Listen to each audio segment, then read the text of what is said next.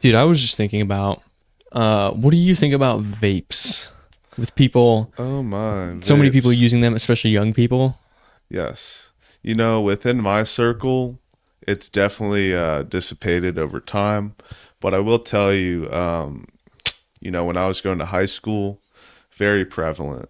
This was before Zins were around. Oh yeah, are Zins the big thing in high school Oh now? my gosh, I hear from my high school buddies, they say, dude, you won't find a vape anywhere now. It's all just Really? it's all just Zins. Wow, because when I was in high school, it was all about the vapes. Yep, exactly. Dude, I vaped so much. I thought I vaped for so many years, and I felt like it was so bad for my lungs. It's like there's that cognitive dissonance where you can't fully enjoy the vape while you're using it because you just know that it can't be good for you. Dude, it's funny because most people don't even think like that. And I still know people that were vaping in high school still vape today. Only a handful, thank God.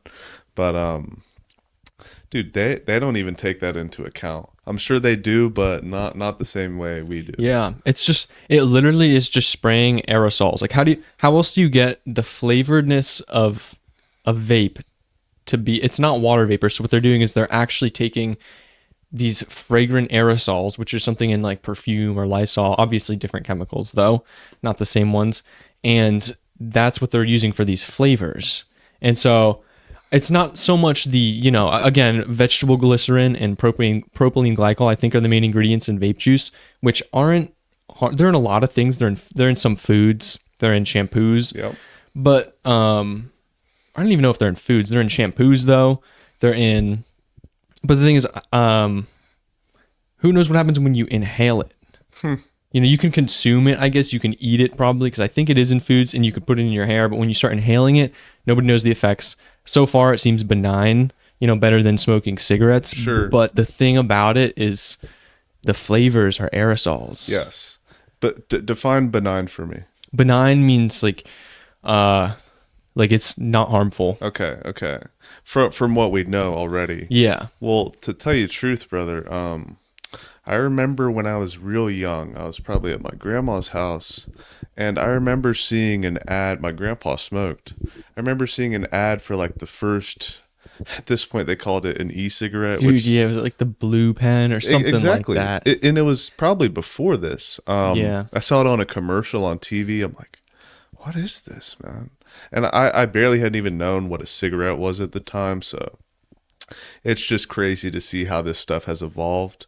I would say the first huge hit of vapes. Oh my gosh, dude! A lot of people. This could be a whole podcast. Dude, This right? topic.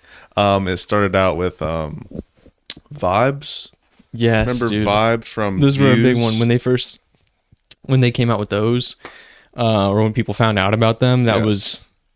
That was the fad. Yes. It was Exactly. And then before that, though, I was using the box mods, Sure. the like Kanger Tech or Yep, whatever. I yep, don't that even- is so funny. Or K-Tech. Smock. Yes, bro. Smock. And then came highly concentrated nicotine, which was in the Views, but the Juul. Yeah, The the Juul Juul was was a game changer. Also, that was game changer for, I'd say, high schoolers especially. Oh, yeah. Just because, dude, you fit it in your wallet, man. You can hide it behind your hand. It just became it was like perfected. it became way too easy for these little kids. That was like vaping. peak vape was Juul. Yes. Dude, I'd agree. oh my gosh, I can't even. I remember how much I loved Juul so Yes. much when I first got one because I'd been using the vibes and other things. When I first got one, it was such a, dude, It was it was a great feeling. It was antique. I don't know if antique is the word, but it was we'll find a better It word. was like the top tier. It was like the Michael Jordans of vapes, dude. Absolutely. This is back when Juul had the numerous flavors. Now they don't really do any fruity Yeah. flavors. I remember there was mango, fruit medley. The mango and the menthol Yeah. were the two big ones, Yeah. at least for me. I liked the menthol because it was just mint. Yes, exactly. And then mango, I remember people loved mango. Yes, people freaked out about mango. And then the first iteration of disposables, I remember. Do you recall Stigs? Yes. Stigs were Stigs, huge. dude. They tasted good also. There were Yes. those And that's when they took a step up from 5% to 6. mhm. And remember, you pay like $20 for a 3-pack. Dude, I know.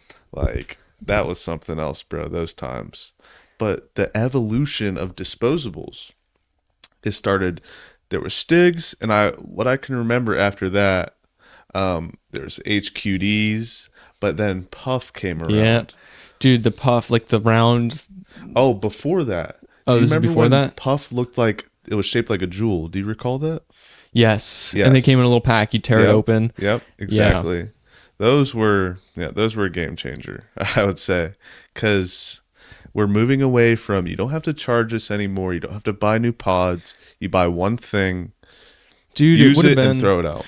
I knew back then. It's just one of those things that, like, when you're a kid in high school, you can't really do much about it. But I knew back then that vapes were going to be such a big thing. There were only a few companies out there. It was like, if I just could create a vape brand and sell Yes. them, I could probably do it better. Like, I know what vapes I Yes. like. I could design one and do it better.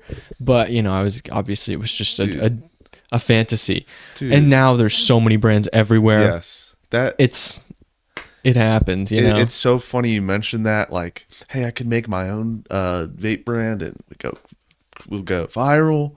But dude, every couple months, it's a new line of vapes, Yeah, new now, brands. dude. That's what's weird is that vape it's not a monopoly anymore. Like, it was for a little bit It was. when Juul was just dominating the market, and I don't know if monopoly is the right word, but just it was leaning towards that trend that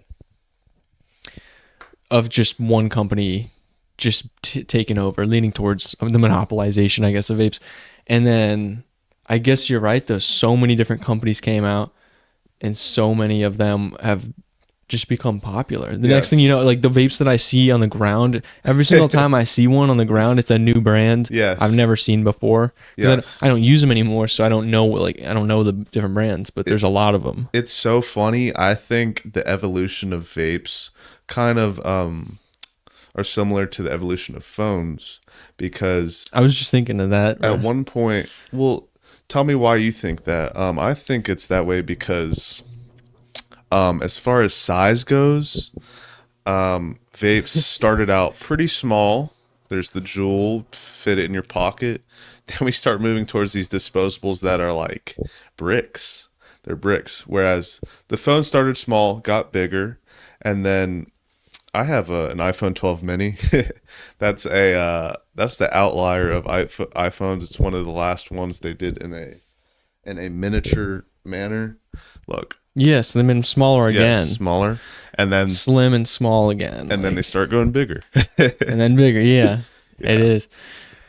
Yeah, I was just thinking about it in terms of back in the Juul days. It was heading that direction when it's just the idea of a couple brands dominating the market. And I was thinking in the same way that iPhones, that's what happened with Apple and Android. Just a couple brands rose to the top and just dominate the smartphone market. And then there's no competitors really. Yes.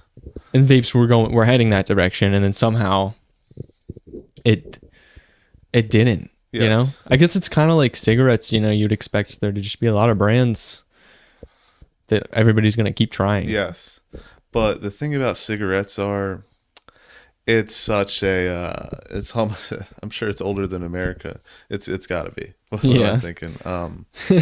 Yeah, no. American spirits are still in the market, Marlboro, of course. And dude, at this point, with all the chemicals being added to vapes, and like we said, so many brands coming out, dude, you cannot trust, you can't trust these Chinese vapes to be any safer than a cigarette.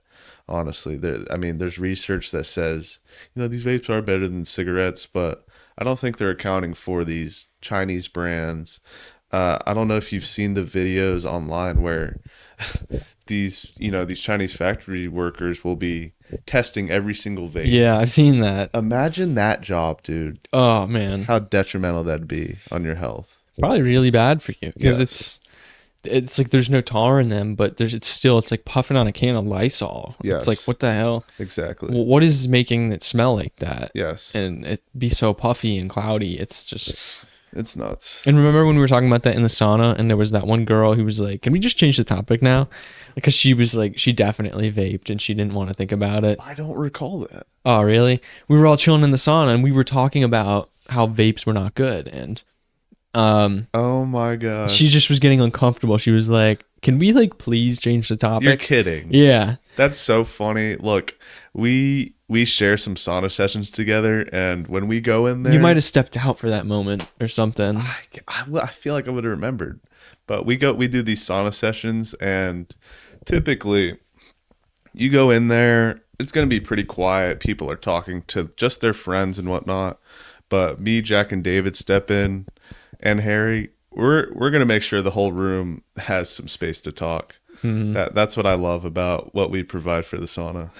Me too. And the people there like it also. Yes. Oftentimes, like, I'll hear people say more than once, people I don't know, they'll say, when we go in there, this is the best sauna session I've had. Yes. Usually it's so quiet, and right Yes. now it's so lively. I've heard that 2 or 3 times now. Me too. And Yes. I love that. I love that we can just bring that energy out of people. And dude, it's honestly so You effortless. just need a catalyst. Somebody's got to just break the ice.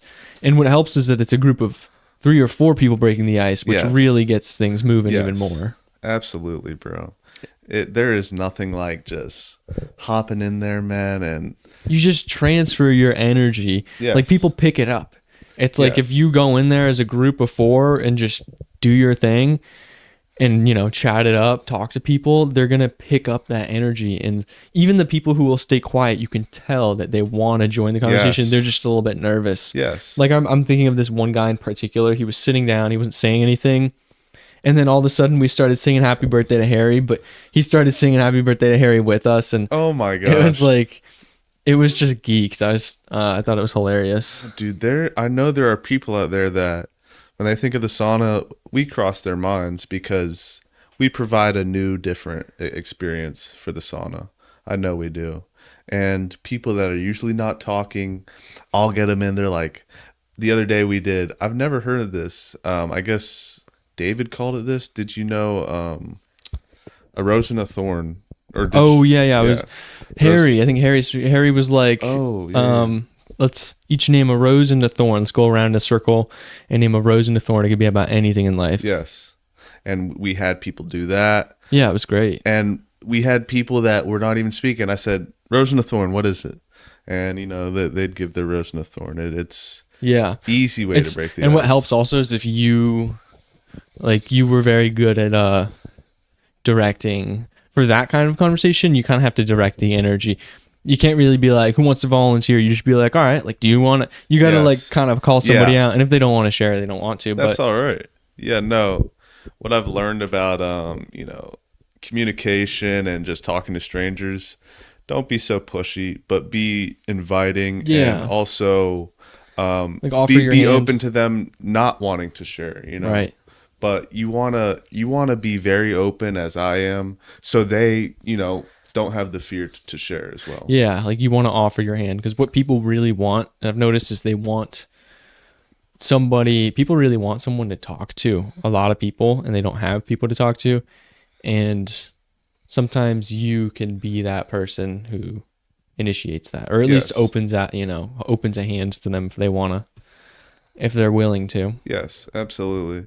You know, we had a not so savvy encounter in there, which we will disclose Those at dudes another that we time. met though were fun. Yes. Those couple guys. My gosh. Okay, let me tell you. So the other day, look, I go to the sauna to decompress and relax. Seriously, I'm sorry I did this. You're I good. kept apologizing to this guy because I had 2 people that wanted me to work for them on the same day. And look, I would love to do that. And I'd love to split in half and work for both of them. But the work I'm doing, you really can't do with one arm and one leg. But no, I had these people that wanted to work for me, man. I'm like, shoot, dude, I'm in such a pickle here, man. And I made it very known, dude. I was in this sauna screaming, dude. Yeah. Cursing Yeah. more than I needed to be. Man, I was just very disappointed. People were coming in like, "What, did you fail your exam or Yeah, they something thought, today?" what, you failed your exam? What, this was during finals time? What, it was finals, right? What, it's shorty, right? I'm like, Yeah. dude, Oh my gosh. it's something I should not be mad at, but it's work related. And that reminds me that oh my gosh. We brought up I guess I was just feeling like brute force, and we brought up eventually gorilla or bear. Oh yeah. Who's gonna win? The gorilla or bear? Who's gonna win that fight? You see, I would like to think, after reworking it in my head, I still would just stick with the bear. Stick with the bear. I would stick with the bear. You see, I'm on the gorilla side. Mm-hmm. Okay. Well, we can't just put a random gorilla and one random bear at each Right. other. Pound for pound, say both of them are 800 pounds. Wow. Let's look up, how much do gorillas weigh? How much do we Okay. think? I think they weigh less than 1,000 pounds. If somebody out there can guess a gorilla's weight without even knowing, dude, 1,000 pounds? 850, Silverback. 895. A fully grown male silverback. How much does a silverback gorilla weigh? 850 or 895 in that range. Wow. I would guess, before I hit search, I'm probably going to guess. Oh, dude, I can't picture one. So you're guessing 850, 900? 850 to yep, we'll say that. 850 I'm to going to 900. go, dude, that's so big. I'm going to guess 400 or 500 pounds. Really? Okay. Is that? Yeah. Okay, do it. Okay. They usually weigh between 300 and 430 pounds. What? Dang. I'm overballing these dudes. Yeah, because I was thinking 1,000 pounds is like, that's what some bears get to that, but that's like the size of a car. But it's hard for me to even envision. But they're dense. Yeah. But Still, 430 pounds of muscle. yes. Oh, pure muscle. Yeah. That's all they go to? There's no Dude, some probably get bigger. Just look up for me. Oh, wait. Heaviest gorilla on They can record. lift over 1,763 pounds of Yeah, dead weight. Yeah, their force Their their strength is a little more than bears. But then Yeah. again, it'd be hard to measure. It It's would. hard to even experiment on bears. I would Yeah, say. the metric is like, how do you? Yeah, it just would be. It would be a nasty fight. It would be nasty, my friend. But that reminds me, pound for pound, what do you think the most, I would say, successful predator is pound for pound? Oh, the most successful predator pound for pound, probably cats. You got that right? Yeah, dude, cats are gnarly. Yes. They're these lightweight assassins. Literally little assassins, little ninjas. Yeah. And they just happen to I mean, they can get massive also. they've met over time, they've found their way into our households, and they go perfect here, but they still have that hunter instinct. Dude, yeah, they'll eat. They'd kill you if they would. Yeah. I feel like they would. Like, maybe not, but dude, did you know if you're a homeowner and you own cats and dogs, if you were to somehow just die in your sleep or something, dogs won't eat you until like months and months out, till they're Really? literally starving. Dogs will literally just starve to death. Like, they won't want to eat you unless they're really just dying, and then before they start even nibbling at your arms, maybe. You know And what? then cats, within 1 week, they'll start eating you. Just eat your face, your eyeballs. They'll eat your head off of your body, and it's like cats are savage little beasts. You know what? I don't know how fast human meat goes rotten, but I'd imagine if it didn't, cats would have. What is that? Well, they eat a lot. I'm wondering how long would they be able to last off a human body? Oh, dude, I don't know. Quite some time. Well, tell me this: how fast does your cat go through a big, bag of cat food? See, right now, my cat I have this unusual cat, and it actually doesn't eat all of her food in one sitting. Sure. You'll give her a scoop. I've had a different cat that would just be hungry and want to eat all her food. But this cat is she'll eat like half the food. Sometimes you'll feed her. She doesn't even go to eat. She'll wait a little bit. Sure. She eats when she wants to. Yeah. And it's not all the time. Unlike a dog. I feel the same way. The goal for a lot of people, pardon me, goal for a lot of people nowadays, as far as bodybuilding goes, they're approaching bulk, just bulk, all you can, eat all you Right. can. But at this point in my life, with my intensive studies and all, I really believe that man, I've just been eating a lot less, and the numbers have shown. What I like to do every day is I fast, especially in Tallahassee. I like to fast until I need to eat, and that will be. Bottom line is, I don't eat until noon, but when I do not have the urge to eat, I could go till 5 or 6. Dude, No it'll problem. lift me up and put me in a better mood. If I start, so I've noticed it's a weird thing when I eat. I'm somebody who's very, very health conscious and like have been for a while. And to me, it's just part of my lifestyle. It's part of my Yes. identity to where it's not like, and I don't like to talk about it all the time, but right now if I'm with somebody, dude, I could though. That's the thing. I could talk so much about it, just like fitness, exercise, eating healthy, the importance of it, or how it's benefited me. And when I do wait and eat, and I'm not eating as many calories, especially not as much carbs, and just spacing meals out effectively, so you don't Yes. always have food in you, it will lift my mood up. Whereas if I'm in a calorie Deficit. abundance, if I'm not in a deficit, if I'm in an abundance, Yes. I'll be more likely to get in just a bad mood and have negative thoughts, Yes. irritable, and just be, it'll make me have less confidence, Yes. and also less will and less drive to get stuff done. It'll make me just more of a pussy, like, Dude, and I don't know very why. well said. You Like- want to know why I think? Very simply, brother. When you eat, you're digesting food. When you eat more, I believe your brain is using more power to digest this food. Whereas what I've noticed when I don't eat, I'm obviously a lot sharper. I'm closer to God. And, when you don't have food in your system, you don't have anything to digest, not as much at least. And I feel like when you're eating a lot, you're just going to be a lot more irritable. And it turns on what you're saying. Actually, I think it's true. When you eat, you go into digestive mode. It turns on your parasympathetic nervous system, which is rest and recovery, and the opposite of that is sympathetic, which is action, and Yes. the opposite of rest and recovery. oh my gosh. And so that's usually when you are like just working out, doing Yes. sports, playing in the middle of the day, Yes. and so that makes sense. That's why I believe it's so important. My diet, when I say diet, I'm also referring to lifestyle.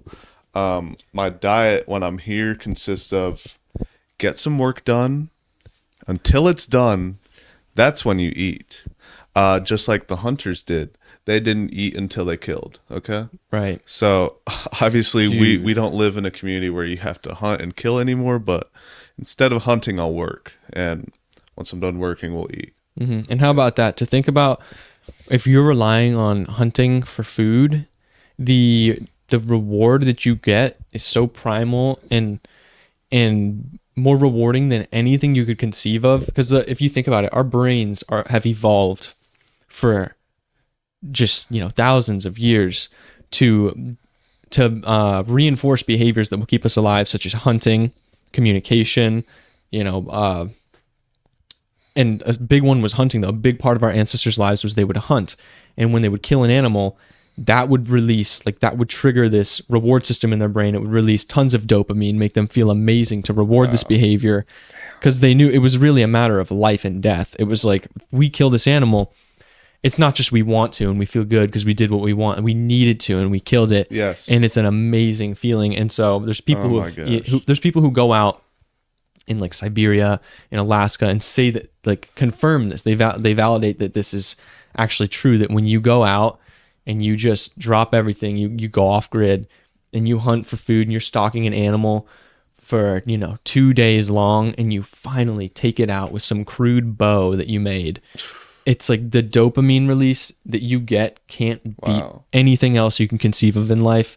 It's like the most down-to-earth, satisfying reward you could possibly imagine, because that's what our brains are evolved to do. Yes. And now take that brain and put it in this technological society that we live in. It's no wonder why so many people get so confused and just lost. They don't know what makes them happy. Yes. They don't know what they want to do. They don't know what their purpose is, because it's like, Purpose is huge, yeah, my friend. they get sucked into addiction because it's It's so easy to fall into addiction when you don't have purpose. I mean, unless your purpose is to become, a weed grower or a weed Yeah. farmer, you got to have purpose. even then though, like, it's, if what you're doing is still not, if it doesn't feel like it's what you're meant to be doing, there won't be that satisfaction, and you'll just kind of be going through the motions of things.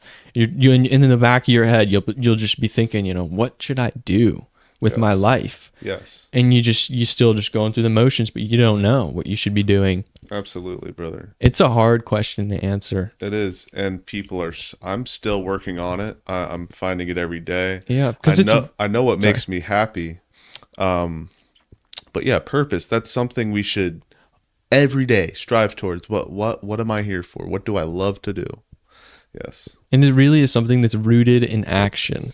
To search for some general purpose of life, just some overarching abstract meaning to life, and it's not going to give you what you're looking for, because your personal purpose, your real purpose, is really rooted in the actions that you carry out every day. Yes. And it's a very personalized experience for everybody. Absolutely. And it's not, so to search for some overarching theme isn't going to give you that satisfaction that you're looking for, because it doesn't tie into how life really is, which is Yes. like what your daily duties are and and what you need to be doing. I feel like, a year from now when we're doing this podcast, I'll have better answers to this, but I believe in when you're trying to find your purpose, I encourage you to, instead of, listening to the same music in the car, I suggest, man, turn the tunes off, turn our podcast off. Right. This is great. But- I really, this is exactly what I was thinking. You're Yes. just almost finishing a thought for me. Yes, just be still in this moment, because when you're colluded with, media all day, advertisements, that's not you. Dude, a lot of people have trouble with just being still and by themselves. Sometimes we need to take a walk by ourselves. Sometimes we need to drive with no music. It's about finding what you love, what makes me me. What do I really enjoy in this life? Right. And regain control of your thoughts. Yes. And, when you're constantly just saturating your mind with media and content, just consuming 24/7, you're not actually thinking for yourself. Nope. And so when you do think for yourself, it's like you haven't been exercising this muscle. It's all muddled and it's drowned out. You don't have this sharp, precise thinking. Yes. And then you stop, though. If you do stop and just clear your mind for a while, suddenly you'll be driving one day or walking one day. You take out the headphones and you'll just notice that you're thinking in much higher resolution than you had been for the past Yes. months. It's like, Yes. whoa, all of a sudden you Wow. forget that you're capable of thinking like that, because you just don't practice it. You don't do it. But I feel like that's something people used to do. People used to be so good at it in the past, is because that's all you had was your mind and your thoughts when you were alone, or you could pick up a book, which again just teaches you how to think even better. Yes. So it's really a new age thing where thinking is becoming It's an asset. It's it's becoming a more than- skill that not many Yes. people have. Yes, original thinking, and Or they have it, but they just don't practice it yes. as much as our ancestors did. You know what? I think the best way to at least to start to regain your control of your thoughts, work on your diet. Work on your diet, obviously, because I fully believe in the notion that you are what you eat. And I've noticed, look, I used to be, and some people will be this way until they really try it, man. When you tell someone to eat a certain way or stop avoiding these things, they are so almost offended, because it challenges everything they used to know. And that was me at one point. When I started, eating the right food, I noticed, dude, not only do I feel great, I'm thinking better, I'm feeling better, I'm talking better. It's all around. I think diet is where you need to start as far as Right. gaining back your thoughts. Dude, me too. Because, and also, like, if you change your thoughts, then diet should be able to follow. It's like there's this idea that if you think healthy, then the natural it's like if you it becomes a cause and effect relationship, whereas if you start thinking positively, the effect is that you take out and carry out positive actions in your life. If you think negatively, you're going to carry out negative actions in your life. Yes. If you do this, so like thought is a very powerful tool that we have the ability to control it, and that's what separates us from animals and objects. Animals and objects are subject to the world and forces around them, but man is something who can determine his own fate. Yes. And that's what makes us different. Wow. So if you want to be able to make these changes in your life, a huge step is to change the way you're thinking and realize that you have the power to do that. It's something that you have the free will and the control over your own fate. Yes. And it all starts within controlling your thoughts. Yes. Our thoughts are power, as well as our words are power as well. I've been still work on it every day. Speaking in a certain tense. When I like to give my gratitudes, I like to think like I already have it. For example, I am so grateful for the love and joy in my family. It's already there. I'm so grateful for the opportunities in my life. It's already there. I used to say, I am so grateful for the opportunities coming my way. No, my friend, they're already here. We just got to keep looking for them. Mm-hmm. I'm so grateful for a free thinking mind and an open heart. Those are my 3 gratitudes that just come to mind every time. Yeah. Every time. And there's each and every moment presents a unique set of opportunities to each person, and the great thing is you have the freedom to decide which ones you want to solidify and crystallize into reality. And that can also be something that is our greatest power, but also our greatest weakness, is that when you don't choose, you don't know what to choose, and you're afraid to use this freedom to choose. You wish that you had somebody to tell you what to do, or you wish you just had something to do. Sometimes the choice can burden you in some way, because you don't know how to properly wield this sense of freedom that we have. Sure. Man. Dude, me and my buddy Coley, we were on a bike ride last night. And we're riding through this village, of shops and all, very high end, beautiful cars. We come across this beautiful gray Ferrari. Ooh. And you're getting a little picture here. Come across it. I'm looking inside. Dude, this thing is so, I think, performance what's the word, performance focused, I'll say. Dude, it doesn't even have a screen in the middle, and for new cars we expect, if it's a new car, it's got to have a screen in the middle. This thing didn't have it, just the most basic, I'm sure your climate control, but it was just purely performance based. And get this, we're taking pictures of it. Mind you, it's probably 7 or 8 at night. How does this happen? Taking pictures of it, and the owner comes out. Owner comes out in his beautiful red suit, some pointed shoes, and I said, "Man, you got the hottest car in the lot, sir." He's like, "Thank you, boys, thank you." I said, "Man, tell me, what, if you don't mind me asking, what career did you go into?" He said, "Real estate development." Yeah, man, real estate development. I said, that is brilliant, sir. You've got a great car here. Tell me, what is one thing you want to tell your 20-year-old self? He said, "Man, find what you love to do and go all in." That's all he said. And for someone to be, mind you, most people, when some kids are taking pictures of the car, they're like, yeah, let me get in my car. This dude was very open to talking to us, real estate development. And did he have his own business? I didn't go that far to ask. Trust me, if it was like daytime, we would have had a deeper conversation, but this was nighttime. He wanted to get home, but the fact that he stopped and just kind of gave us some hope for our dreams. That is just so awesome. When I'm in that position and some kids are taking pictures of my car, I'm more than welcome to talk. Matter of fact, when he was peeling off, he rolled down his window and he's revving the engine, man. It's late, man. He's just a child like us, man. Yeah, He just knows what we're doing. entertaining Yes. y'all. Oh, That's funny. for me, inspiration. That is inspiration. Yeah, dude, success stories are very inspiring when you get to see them up close. Yes. And you just see that these are actually just regular people who they just had again, just like a stroke of luck, but also hard work, Yes. determination. They played their cards right. Played them right. And you could do it also. Yes.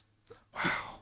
They say, you know, I think right now more than ever, there is more opportunity for us to become, a lot of people's goals is to become rich, obviously become wealthy.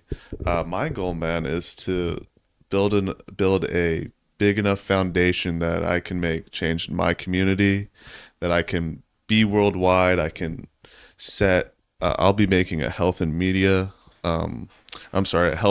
media outlet, and it'll be going worldwide. I want to set up different shops in different countries.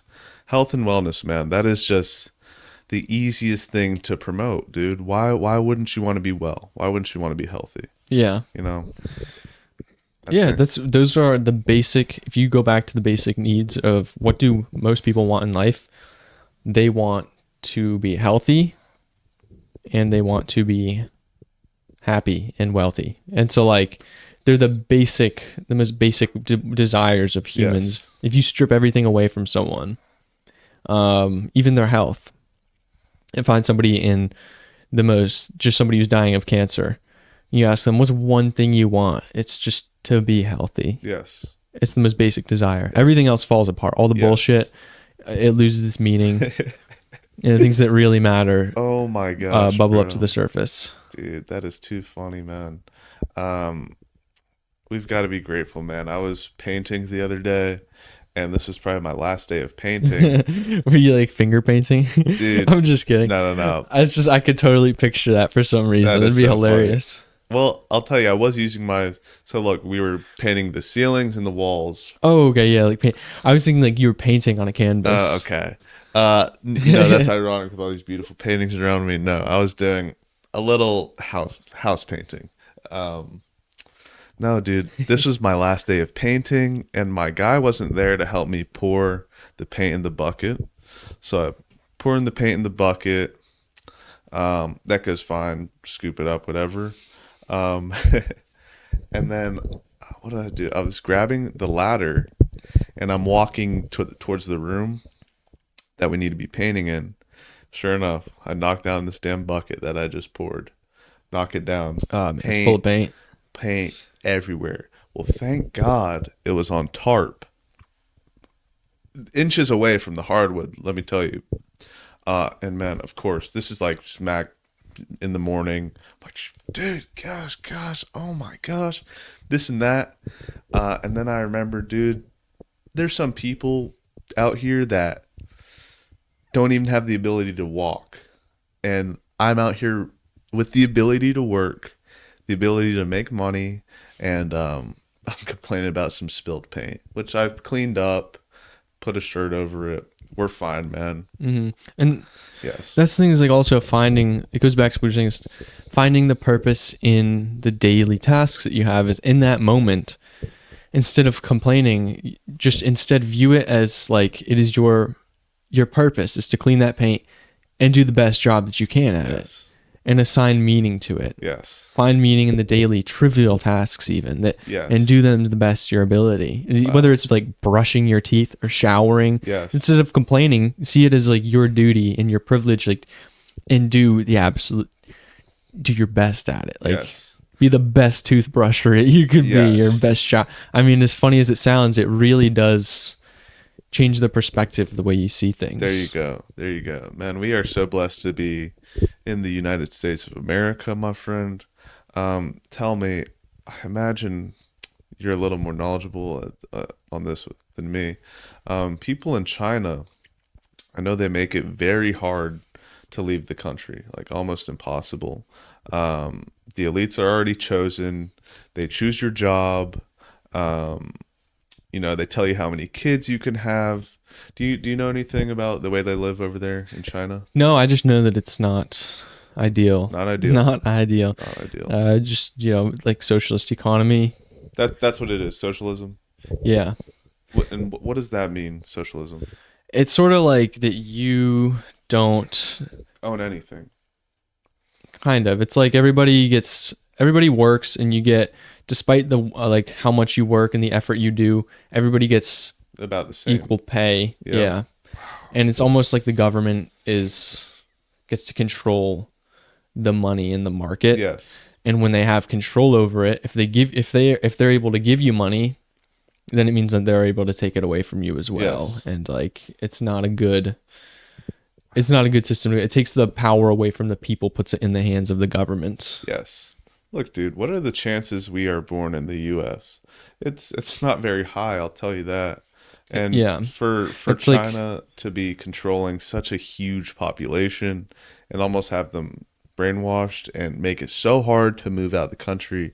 My point is I'm so grateful we don't even have to worry about moving out of our country. Yeah, dude, I know. It's great. And the idea of like the distribution of wealth is just Yes. like taking from the rich and giving it to the poor and just evening everything out. It's awful. It doesn't incentivize hard work at all. Nope. Because then you work harder than your neighbor and you don't get anything in return. Yes.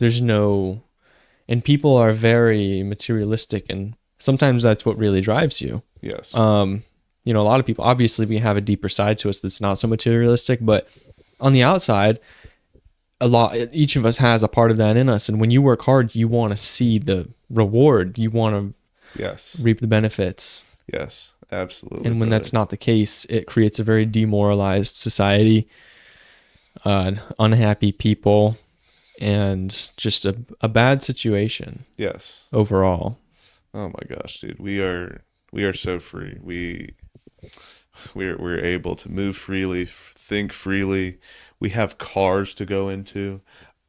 Dude, we almost overlook that every time. We have the freedom to move.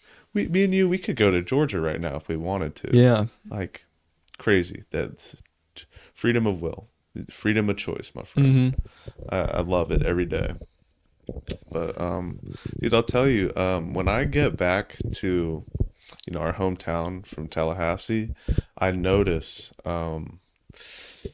my people say I'm locked in. I find it a lot easier to lock in Tallahassee in my own living space, whereas I come back here, Oh yeah, my diet starts to slip up a little bit.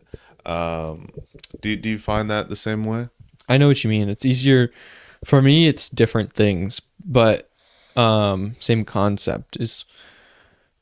I find it easier to just I think it's like the diet and exercise is such a big part of my identity that I'm able to maintain that. But one thing is I am more active in Tallahassee. There's that, but it's just I have more discipline in terms of work in Tallahassee. That being able to study, get stuff done, come up with project ideas and work on them. Yes. But the thing is, lately, I've been finding that not to be as much the case, which is good, which means that I'm able to separate myself from the environment. Yes. And really just take a look at things, separate. It's just take a step back and look at things and not get so involved in be controlled by the environment that I'm in. Yes.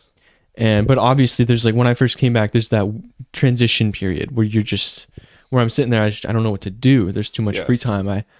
I'll be just staring out a window like absolutely. It's nice out, but I wish I had like something to do right now. Yes. But that's the thing is the great thing is that you can come up with what to do if you just exercise your thought. Brilliant, dude. I'll tell you, man. When I'm here, man, it's a different set of goals you're working towards. When we're back in Tallahassee, it is. We have school to attend to, and when I'm back here, I've got a lot more free time. I'm going to use that free time to work, and when I do have free time, I'll tell you, most of the time I won't be spending it on my bed. Um, uh, Christmas time is around. I'm looking for gifts. That is so fun, man. Have you been shopping for any gifts for your people? I've been going to today, but I it just didn't I didn't get to it. Yes. I'm gonna do it tomorrow though. You know what? This is a gift right here that we're able to Yeah. speak. Seriously, no. If I didn't come here today, I'd probably be shopping right now. But dude, giving gifts. Have you gave gifts before? hmm it's really good. Insurmountably so much more better than I receiving, agree. I If think. you are able to give somebody a really great gift, Yes. it feels great. Dude. To just give someone a plate of food, that warms my heart, brother. Um and to give them, like, first off, when you're given a gift from someone that's not your family, you think, dang man, this guy, he's thinking about me. He hmm put his time and effort into getting me a gift, wrapping it, and giving it to me. Dang man, Yeah, that is it's like it shows it like selfless thought uh is results in selfless action, and it yes, when somebody does that for you, it makes you realize, wow, like this person's so selfless, they're actually thinking of others. And when you do it, it's a reflection of these peaceful, pure thoughts that you're having inside. yes, And that's why absolutely, it feels so great, is because when you are in the act of being selfless, it's because you're thinking selflessly, and that's a very pure way of thinking it. Of yes, course it makes you feel great. It's a very peaceful thought. yes, very much so, friend. Man, dude, I'll tell you, when I was driving over here, dude, I had never seen so many big old dogs in one neighborhood, dude. Really? You notice that about your Yeah, place? there's a lot of dog walkers A around lot of here. dogs around here. I love it. And back in Tallahassee where we live, I can imagine it's not so easy to raise an animal. It's a girl thing, dude. Girls will have dogs in Really, college. really. Yeah, if you pay attention on the streets when you see people who are walking dogs, or in your apartment complex in college, in a college town, like Mainly 90, women. 98% will be women. Really. Yeah. Wow. I don't. I know one girl name's Mia, and her dog's name is Althea. Yeah. It's a It- cute That's double. funny. Did But she name it after the Grateful Dead? Possibly. Althea, is that a name from? Althea, it's the name of a song. I wonder. I love that song. It's a great No, song. so funny. They'll have their dogs out. But I'll tell you, dude. There's this gig I've been doing. This is some young entrepreneurial type of stuff Yeah. here. So look, there's a courtyard near my my unit in my apartment. Nice little courtyard. I go out there to read sometimes. So I start going out there to read. Dude, I notice there's dog crap everywhere you look, dude. Matter of fact, I see these people, they let their dogs out, they take a crap, and they don't even care to fix it. Dude, same thing at my place. They'll do it right Yes. outside my windows. I'm on the first floor. Yes. Right outside my Same window. with me. And I'll tell you, I'm dude. thinking, dude, I was contemplating just like taking out my phone, recording them, be like, just making them, like, I'm not going to do anything, but just Yeah. make them feel so awkward Yeah. that they won't do it again. Yeah. You know what? That'd really help, dude. I'll get to that, but listen. I said, dude, I'd like to come out to this damn courtyard, take a step out without my shoes on, and not have to step in crap, or read my Bible and not Dude. have to look at crap, right? So I thought, look, there's money to be made here. I go up to my front office, I ask for the manager, and she's like, how can I help you? I said, how you doing? What's your name? How can I help you? I can already tell she does not want to talk to me, right? She didn't even give me her name. I said, whoa, whoa, whoa, whoa. I'm just trying to have a conversation Yeah. here. Look, and at this point, I'd already lost some confidence, but I said, look, what are we going to do about this dog shit outside Courtyard B? She said, I said, look, you pay me every single week, and I'll pick up every single piece of dog crap there is. You will never see it again. She said, Is it really that big of a problem to you? Yes, it is. I like to read out here and not look at crap. She said, you care if we carry, or you care if we pay you in gift cards? I said, what kind of gift cards? Visa. I said, dude, it's almost the same as cash. I'll take it. So I started doing that gig. Done it once, and dude, I was picking up craps that were prehistoric. Seriously. Yeah. It'll be people will like not shit. They won't let their dogs shit for like I feel like 4 days, and then they'll have these monster craps. Oh my gosh, they're dude. massive. You want to know something funny, dude? Okay, purple craps, gray craps, yellow. I was seeing it all. It's a whole. You would think a whole species of craps, bunch of different. Look, you would think you don't learn anything from picking up dog crap, dude. You want to know the funny part? So there's a bunch of rocks surrounding the turf, right? Yeah. And I guess dogs like to be somewhat considerate. They'll blend their shit into the rocks or whatever. Dude, I'm going around the rocks, picking it all up. And dude, I notice in this certain area, there's like craps that are lined up. Almost like day 1, day 2, day 3. Then I realize these craps all look the same. Dogs, just like we do at school, we use a certain bathroom. Dogs use a certain space that they like to shit on. I noticed these were all from the same species, the same dog. Yeah. It's like, dude, well, I learned something right there. They'll go out and just pick the same spot. Have you ever stepped in dog shit with no shoes on? Oh my God. And it gets all between your toes. Funny story. My buddy Lucas. Lucas, I love you, buddy. But this isn't Sproul, but no, Lucas. Yes, other roommate. Lucas, okay. I love you, buddy. But you need to stop wearing slides outside. So we're walking on Tennessee Street one day. Not dog crap. Human crap in the middle of the sidewalk. Steps on it with his slide. He's like, dude, oh, dude. And he starts wiping off his slide in the grass. I said, I thought you were saying. I said, dude, wait, what were you thinking? I thought you were saying wiping it with his hand. No, he's wiping it off in the grass. I said, dude, throw that freaking sandal away, dude. Throw it away. He was considering wiping off the grass and putting it back on. I said, dude, this is a sign you need to start wearing shoes outside, buddy. Okay? And he... Did it get on his feet? No, but he did throw those socks out, so... Oh, it got on his socks? Yeah. No, that's so disgusting. Terrible. Dude. Oh my gosh. So look, clean Courtyard B. That's over with. That took probably an hour of picking up straight shit. This is a lot of dog crap, okay? I got it pretty clear. You know, the days follow, and I have to keep up with it. So when I get home from class, check the yard. There'll be a big old crap there. Pick it up. It's kind of wet, whatever. Cold. And then I go over to Courtyard B, dude. Or I'm sorry, Courtyard A. I'm cleaning that. Dude.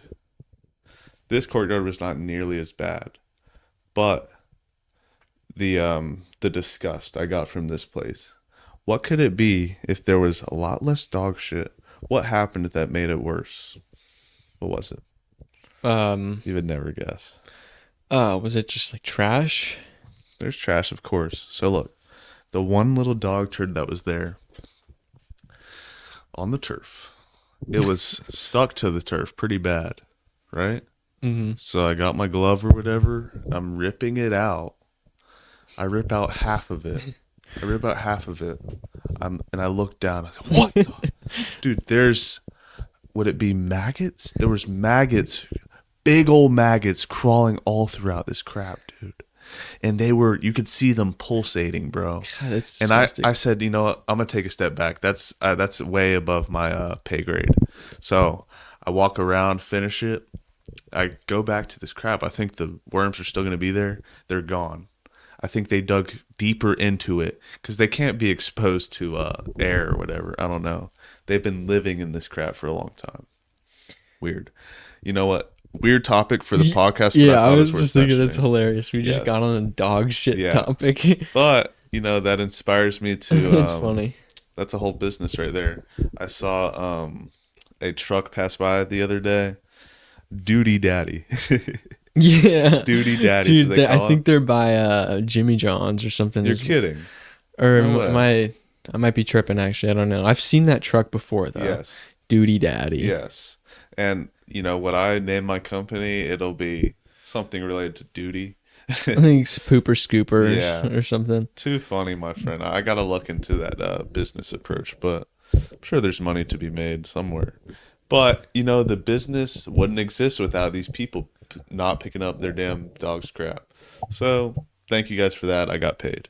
I love it, brother. Nice. Yeah, man, tell me, New Year's resolutions. What are we gonna be doing different 2025? Well, I honestly never come up with New Year's Really? resolutions. I just yeah, I don't know. I just always keep it going. Just Sure. hope to have a good year. Keep it going. Stick with what I'm doing. Keep it rolling. Tell you a couple Um, things I'm gonna do different this year. Obviously, continue to stay locked in on diet and health, but business endeavors, brother. I plan to start a couple businesses this year, 2025, including I'm gonna start a clothing line. I'm gonna start a lot more content creation. Dude, there is, I'm fortunate enough that I'm able to work hard enough here, save enough funds that I don't have to work in Tallahassee. So this allows me to have a lot more, thinking time. Why not use this towards, a business that I don't have to clock into, something solely self-employed, mhm. So yeah, but when we start the clothing line, that'll be so awesome, my friend. Yeah, I would love to start a business also. Yes. But I'm thinking more in the tech realm of things, like some sort of IT consulting bit, or I don't even know, like some sort of tech company where I can offer you services, create a website for you, Yeah. create some or provide security services, set up security measures. Sure. I was talking about this with my dad earlier, and it's like, there's this guy that he works with who has a brother who did that, and it just his business skyrocketed. Really? He's worth so much money now. It's crazy.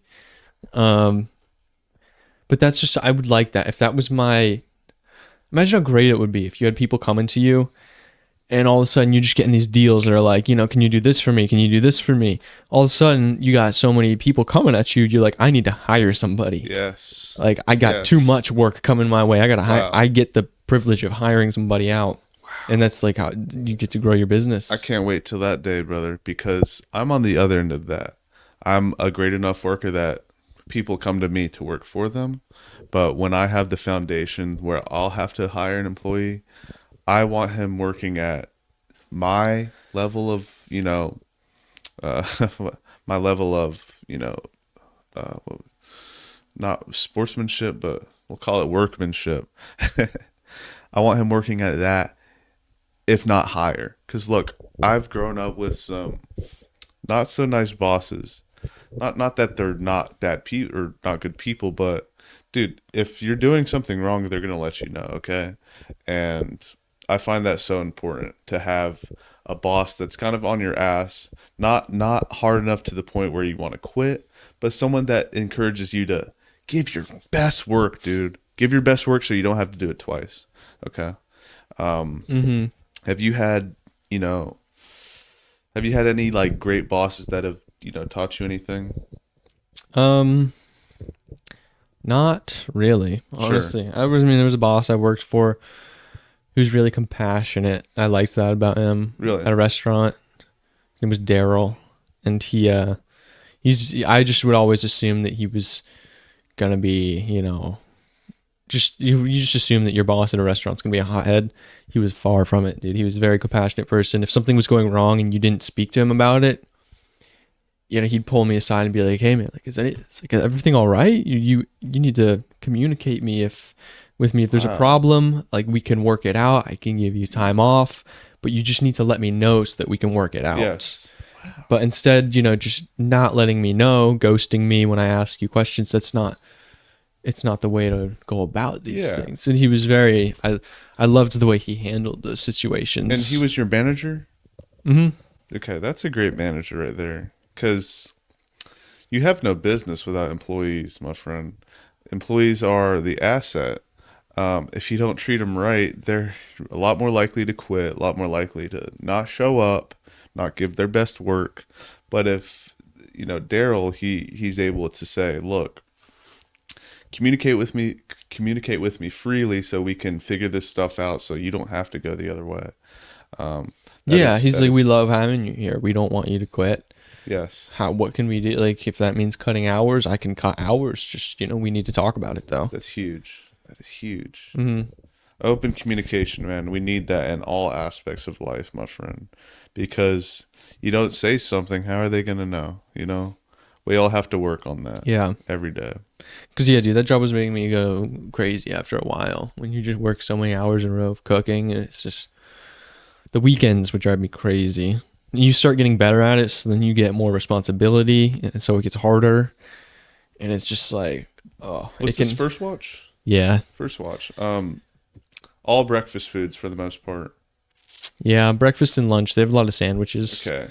What did you find like the hardest thing to craft? What was the most tedious thing you just didn't enjoy to cook? Dude, probably the limited time specials, like the LTOs. There'd be if there's anybody out there I doubt it, but if there's anybody who cooks for First Watch and is watching this, they'll know what I'm talking about. When you get the LTO, dude, the LTO, it was like these taco things that you have to like put this enchilada sauce in. Let me guess, they had an avocado in them. Barbacoa. It was like beef barbacoa. It probably had avocado in it. Yeah. You'd put this like the sauce in, put these tortillas in the pan. You heat up the meat in it with some cheddar jack cheese, and then you like baste eggs, put them on top. Or no, you would not baste eggs, but you would poach eggs. That's one thing. I hated poaching eggs. If you got so many poached orders in a row, your egg bath would get so full, and it would be such a pain in the ass trying to get your eggs out of there without destroying them. If you had... Yeah, because they got to come out pretty. Dude, yeah, all of a sudden you get all these orders in. It's like, that's 12 poached eggs. How the hell am I supposed to do that in this little thing? And so you got to get like a pan and heat it up with water. You don't have space. And that was super annoying, was when you got a lot of poached eggs. But, I mean, if you do it long enough, you get good at poaching them. Sure. But when you do too many at once, it's not good. Okay. Dude. And then there's the limited time. The thing that sucked about that was it took a while. And then it also would just... The pans would get covered in this enchilada sauce. And so you couldn't just quickly wipe them out with a paper towel and reuse them, which is what we do. When you're on the line there, you don't wash the pans. You just wipe them out, reuse them. But when you use that enchilada sauce, you can't. So you try to designate a couple pans for that, but... Wow. Dude, the heat of working in, not physical heat, but just the mental heat, the surrounding heat of working in a kitchen...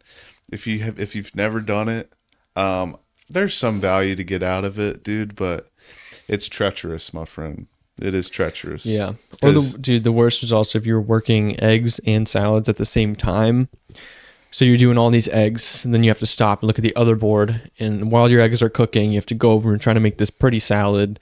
You're just rushing through it, trying to get this salad done. And sometimes you have to cook up like a pecan salad. You got to cook up the chicken with pecans and honey Dijon, and so it takes a while, and it's hard to juggle those two screens at once. Sure. But when you get good at it, they'll throw you on it because nobody wants to do it. That's like the power station of the restaurant. Yes. Nobody wants to do that station, but if you're good at it, they want you there. Well, tell me, I assume you got a cut of the tips? No. You see?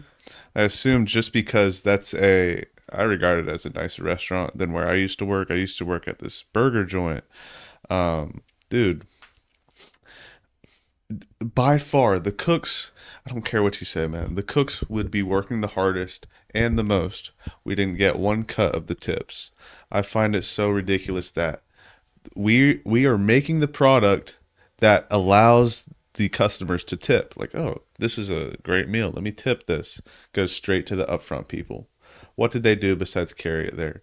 I believe we should split all the tips, dude. I was making $9 an hour. Oh, that's rough. $9. Yeah, that's not. Yeah. As a cook, $9 an hour would suck. As a cook, dude, you're almost putting your health at risk and your safety. That's one thing I thought. Is like, if I did this long enough, like you're breathing in all these fumes constantly. I just was thinking you're in a semi sauna all day. Yeah, it's like I quit smoking, but I'm breathing in all this smoke and yes, just vapors. Yes, You're in a hot hot room. oils that are just vaporizing, Hot room. butter. You got your apron on. The floors are wet. Your skin, dude, when you're a cook, your skin gets so greasy. Ugh. You get Ugh. home, you go home and shower, your face will be like covered in oil and grease. I used to work as a barista at this coffee place.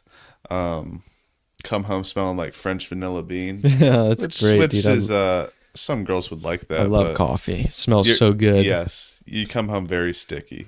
Mind you, I'd be working the 6 a.m. to 2 p.m. shift.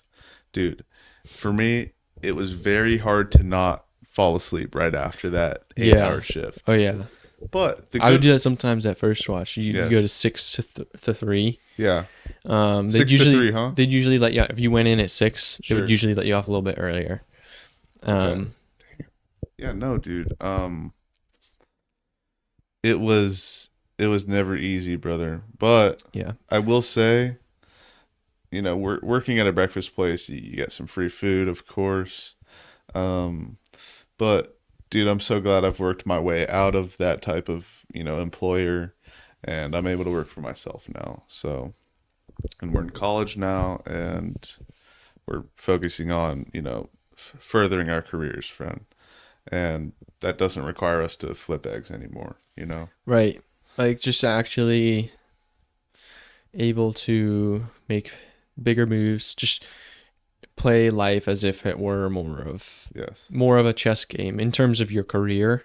Obviously enjoy it. Don't play life purely as a game, but in terms of your career, there's better moves than others to make. Sometimes that means actually not taking a job for the time being and actually acquiring and bettering your skills at a certain point in time. Yes.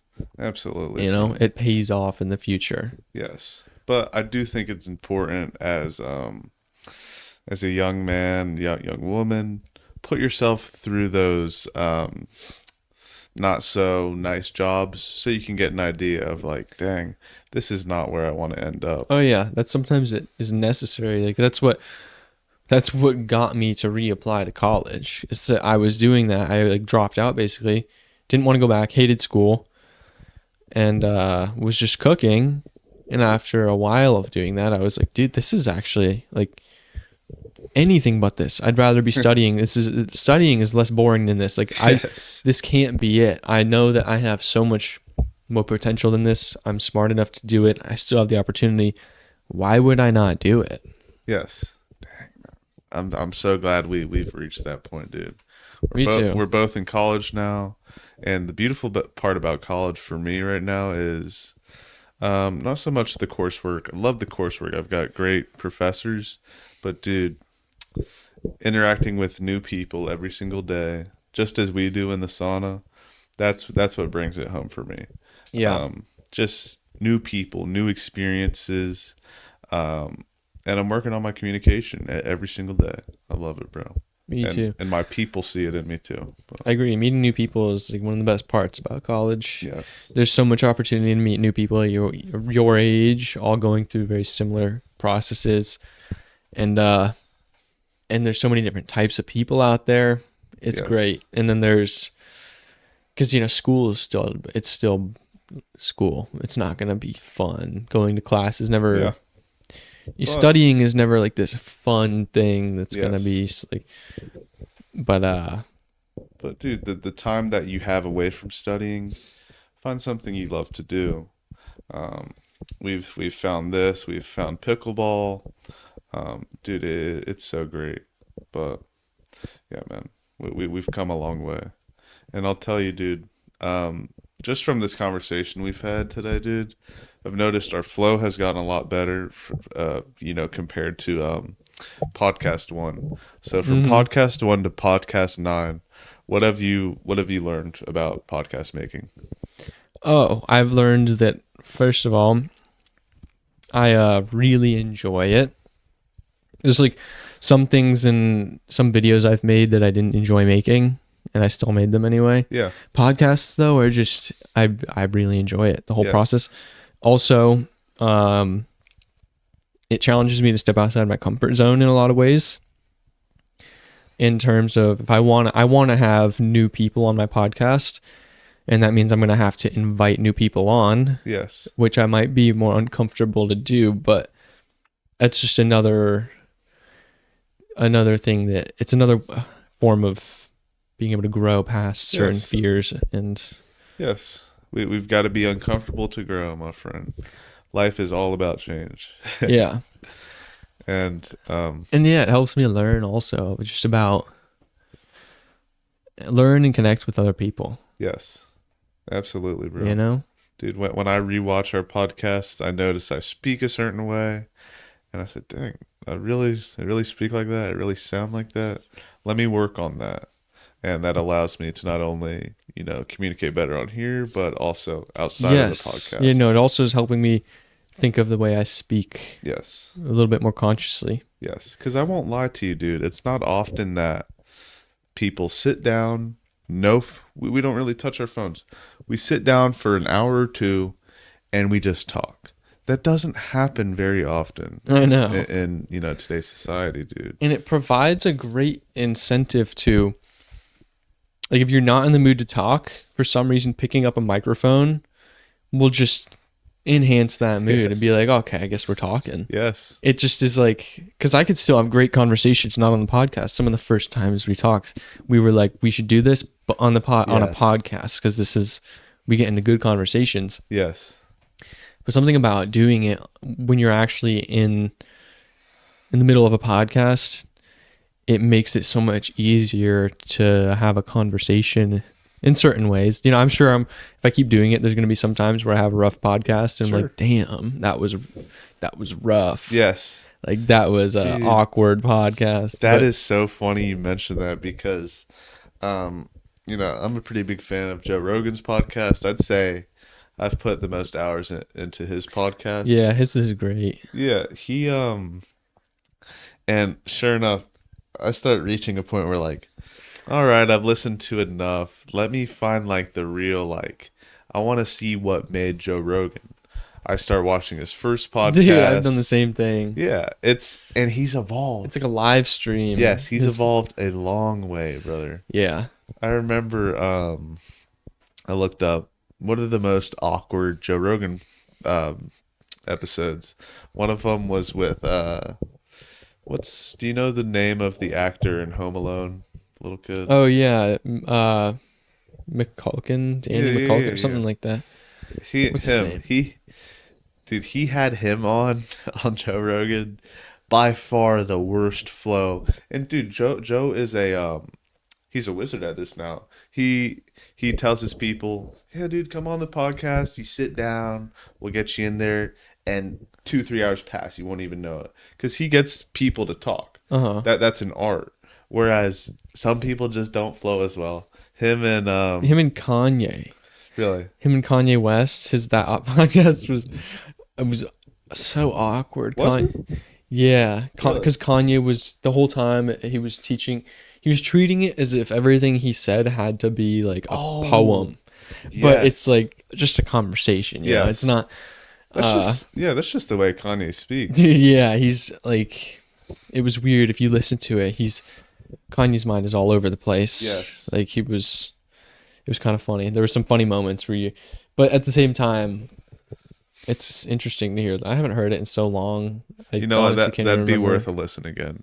Yeah, for sure. Some of the stuff he says though, you'd be like, "What the hell?" Like Joe will literally ask him a simple question, and then he'll all of a sudden he'll just say the most random shit. Like, it's just like you just be thinking, "What? Yeah, what kind of a response is that?" Yeah. Like, that's just, I guess, okay. You know what? Dude? I saw I think A&E is releasing a new Kanye docuseries. And their teaser clip was Kanye's always getting interviewed by someone. Kanye has his mask on, and they ask him. He's got his mask on. Yeah, they ask him, "Is anyone in here in the room with you?" He said, "No, not that I know of." And then they ask him, "Is there any belongings in the room that don't include your phone that you haven't mentioned?" And he said, you better watch who you're talking to. I'm the richest black man in America. You're asking me what's in my room. Think about that though, and I thought like, would you ask a very high status person what's in the room with them? Like, I don't know. That's just kind of, I feel like that definitely invading on, the Yeah. privacy. Like, and it's almost disrespectful. Like, they're looking at Kanye like, oh, he's just some whack job. Let's ask. Like, I thought it was just kind of intruding on his privacy a little Yeah. bit. You're trying to elicit some sort of response from him. Yeah. But yeah, he is a very unique character though. Yes. He's not like he's not like most people. But it's not necessarily a bad thing. I mean, maybe I'm sure he struggles with certain things. I don't know if he's got bipolar or I don't know what it is. I Sure. could be full of shit, but I think he struggles with mental health, as do a lot of people. Yes, I've heard. Yep. But again, I think that's also his superpower Yes. is that also. It's like they want to put him on meds to just shut his brain up, but Yeah. he's like, no, like this is my superpower. Yes. Like this is how I've gotten to where I'm at, and you want to turn it off because because sure, maybe it comes with a little bit of baggage. That but sends, man, that sends chills down my spine when you said this is my superpower. yeah, Like, wow, it really is. Yeah, dude, do not, unless you really need it, man. Don't take no pills for. I feel like that colludes your mind, man. We need nothing more than food and water, and exercise and sunlight, man. We don't need any synthetic drugs, dude. yeah, It is not worth it. yeah. If you find yourself in a situation where you don't need them, and the benefit doesn't really outweigh the risks, then I would really advise trying to, at least this, advice for myself and for a certain subset of people. I mean, there's obviously some people out there who would need antipsychotics and stuff where that really helps them have a normal life despite the side effects, which can be significant. Yes, But some people can't function without them, exactly. can't have a normal life.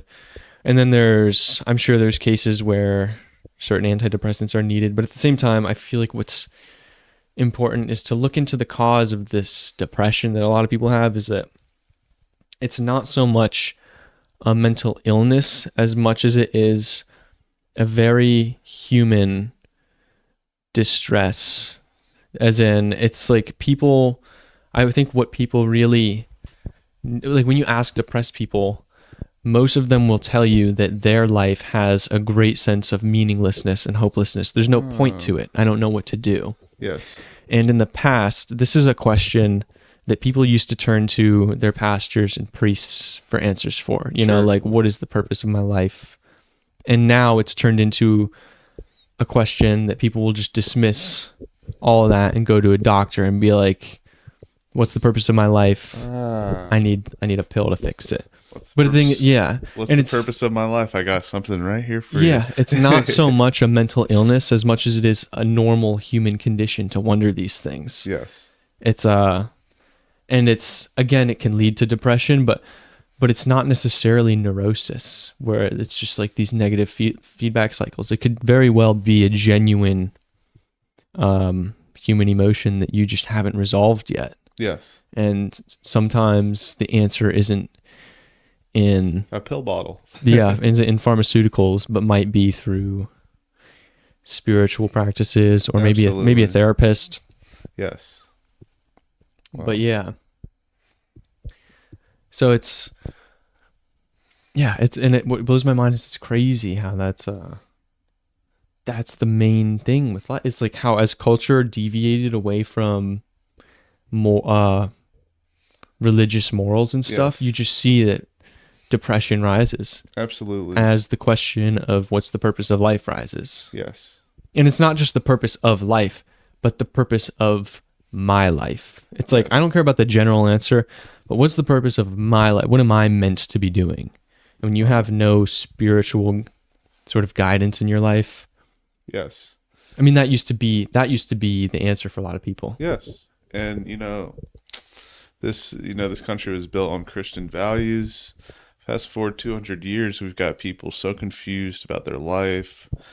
We've got people, questioning who am I when, we should have not to rush anyone, but we should start to be building that idea of who am I? What do I love?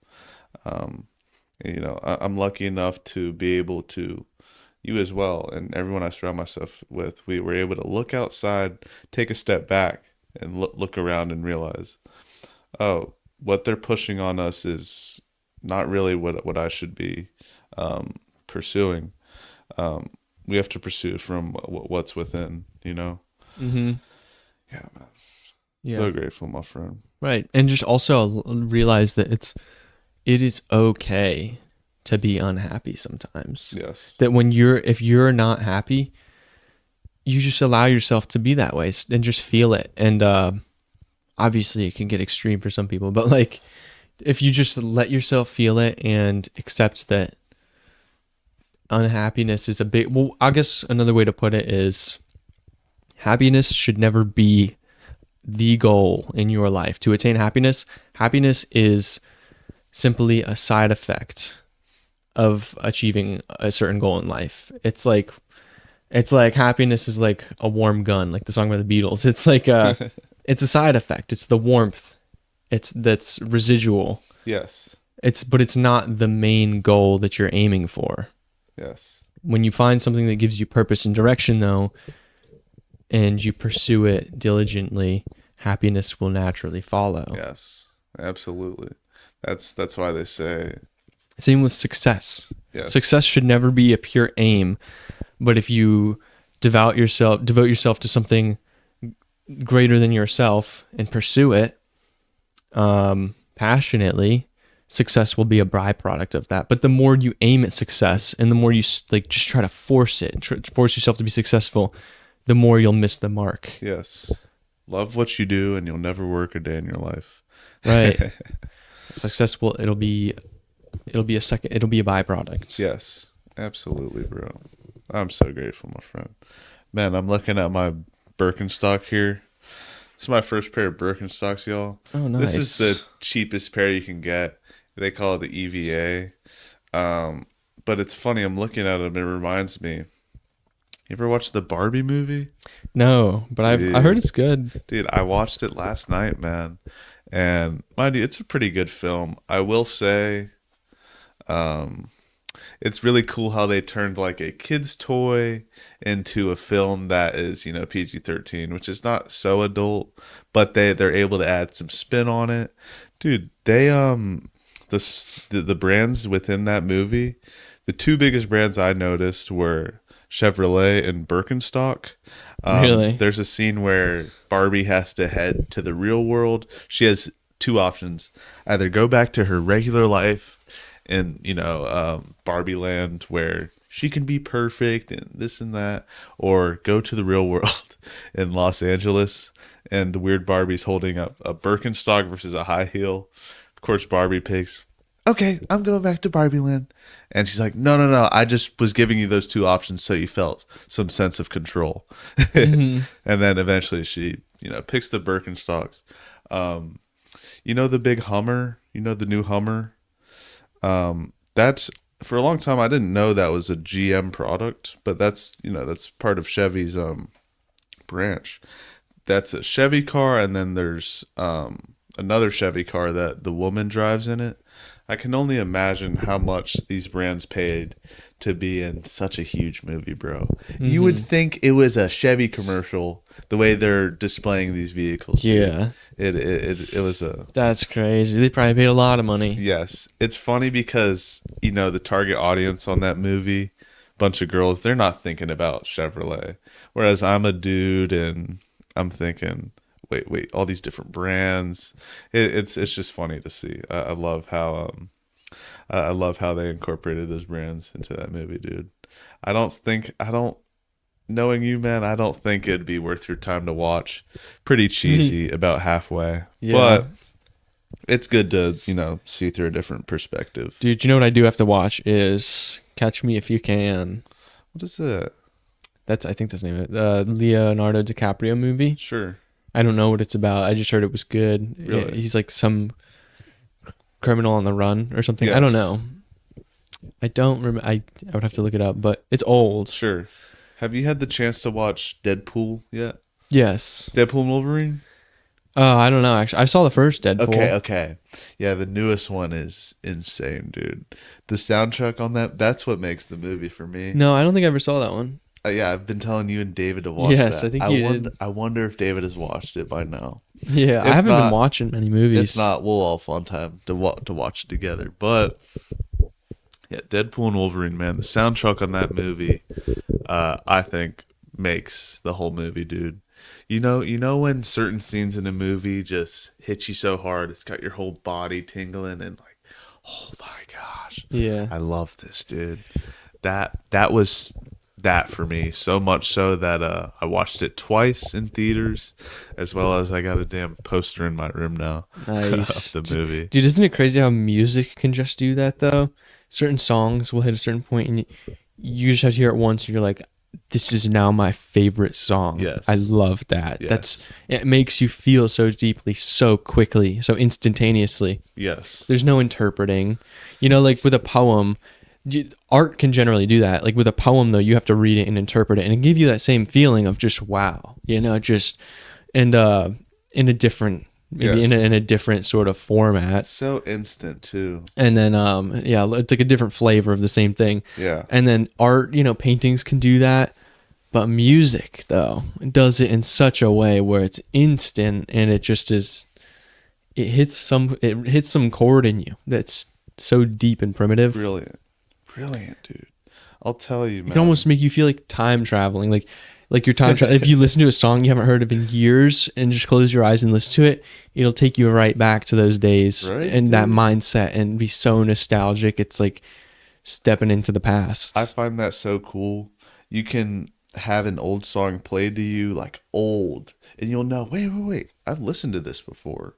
Just like human faces, you can't really forget a face. Just like you really Right. can't forget a song. But I think something about those songs though, if you like hear one you haven't heard in a long time, it'll almost remind you of who you are, take you Yes. back to your roots and just do something you know do what? something to your brain. Certain songs I can't listen to because it's got a certain memory tied to it or certain someone tied to it. I can't listen to it. It just like you said, takes me back to that time. I would Other- encourage you though, if you can, Rewire. to just face that and Yeah. just let yourself feel it Yes. and just feel it out because Yes. it's not going to go away and you want to feel it out on your own terms, you know? Yes. Realize where we've grown and who I used to be, how I've changed since then. Right. No, yeah, because I have the same thing with certain songs that'll do that to me, and I'll put them on, or I'll think about putting them on. And I'll be like, I don't know about that Yeah. actually, but Isn't that sometimes funny? you do, and then if you do it, you can attach new meanings to it Yes. but maybe the first couple of times you listen to them, it'll take you back to a time where things were so different. You thought so differently of yourself and the world. Maybe there were certain people in your life that made you feel some type of way. And Yeah. Precisely, bro. yeah. Yeah, that's the beauty of music, bro. Completely a whole different form of art. You know what? There's this art gallery near that Publix Sagros. Have you been to that art gallery? Dude, yeah, there's an art gallery that I really want to step into. Yeah, we're surrounded by art right now, dude. I'm looking at some beautiful pieces. Have you ever gotten into art? Oh, I like to draw and stuff, but Yeah. I haven't done it in a while, but I do love art. It's Yes. something I've always loved. Just also creative expression. Finding some sort of way to creatively express myself is something I really enjoy doing, and sometimes struggle to find a way to do it.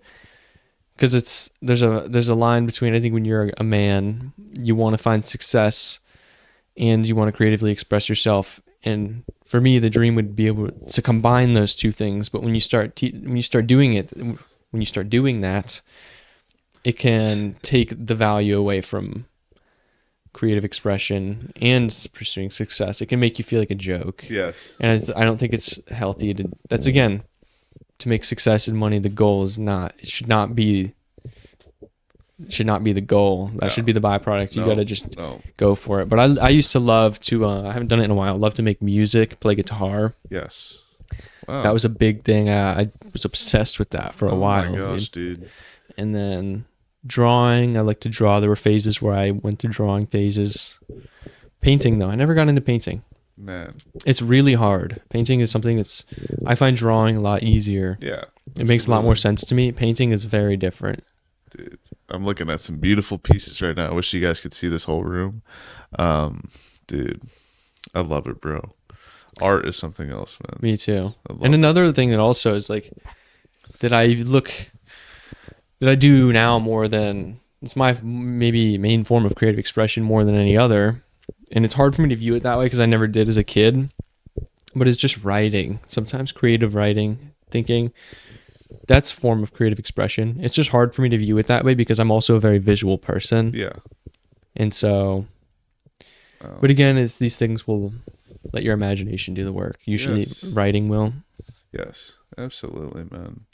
Sometimes you just got to let your brain bleed out on the paper, man.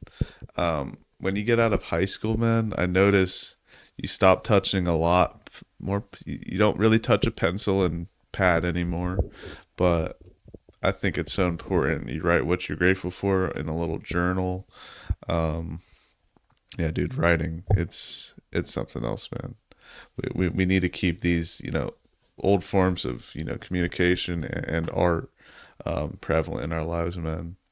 Like, dude, I've got a roommate, man. He probably hasn't touched a pencil or pen more than a handful of times in his whole college career. I know.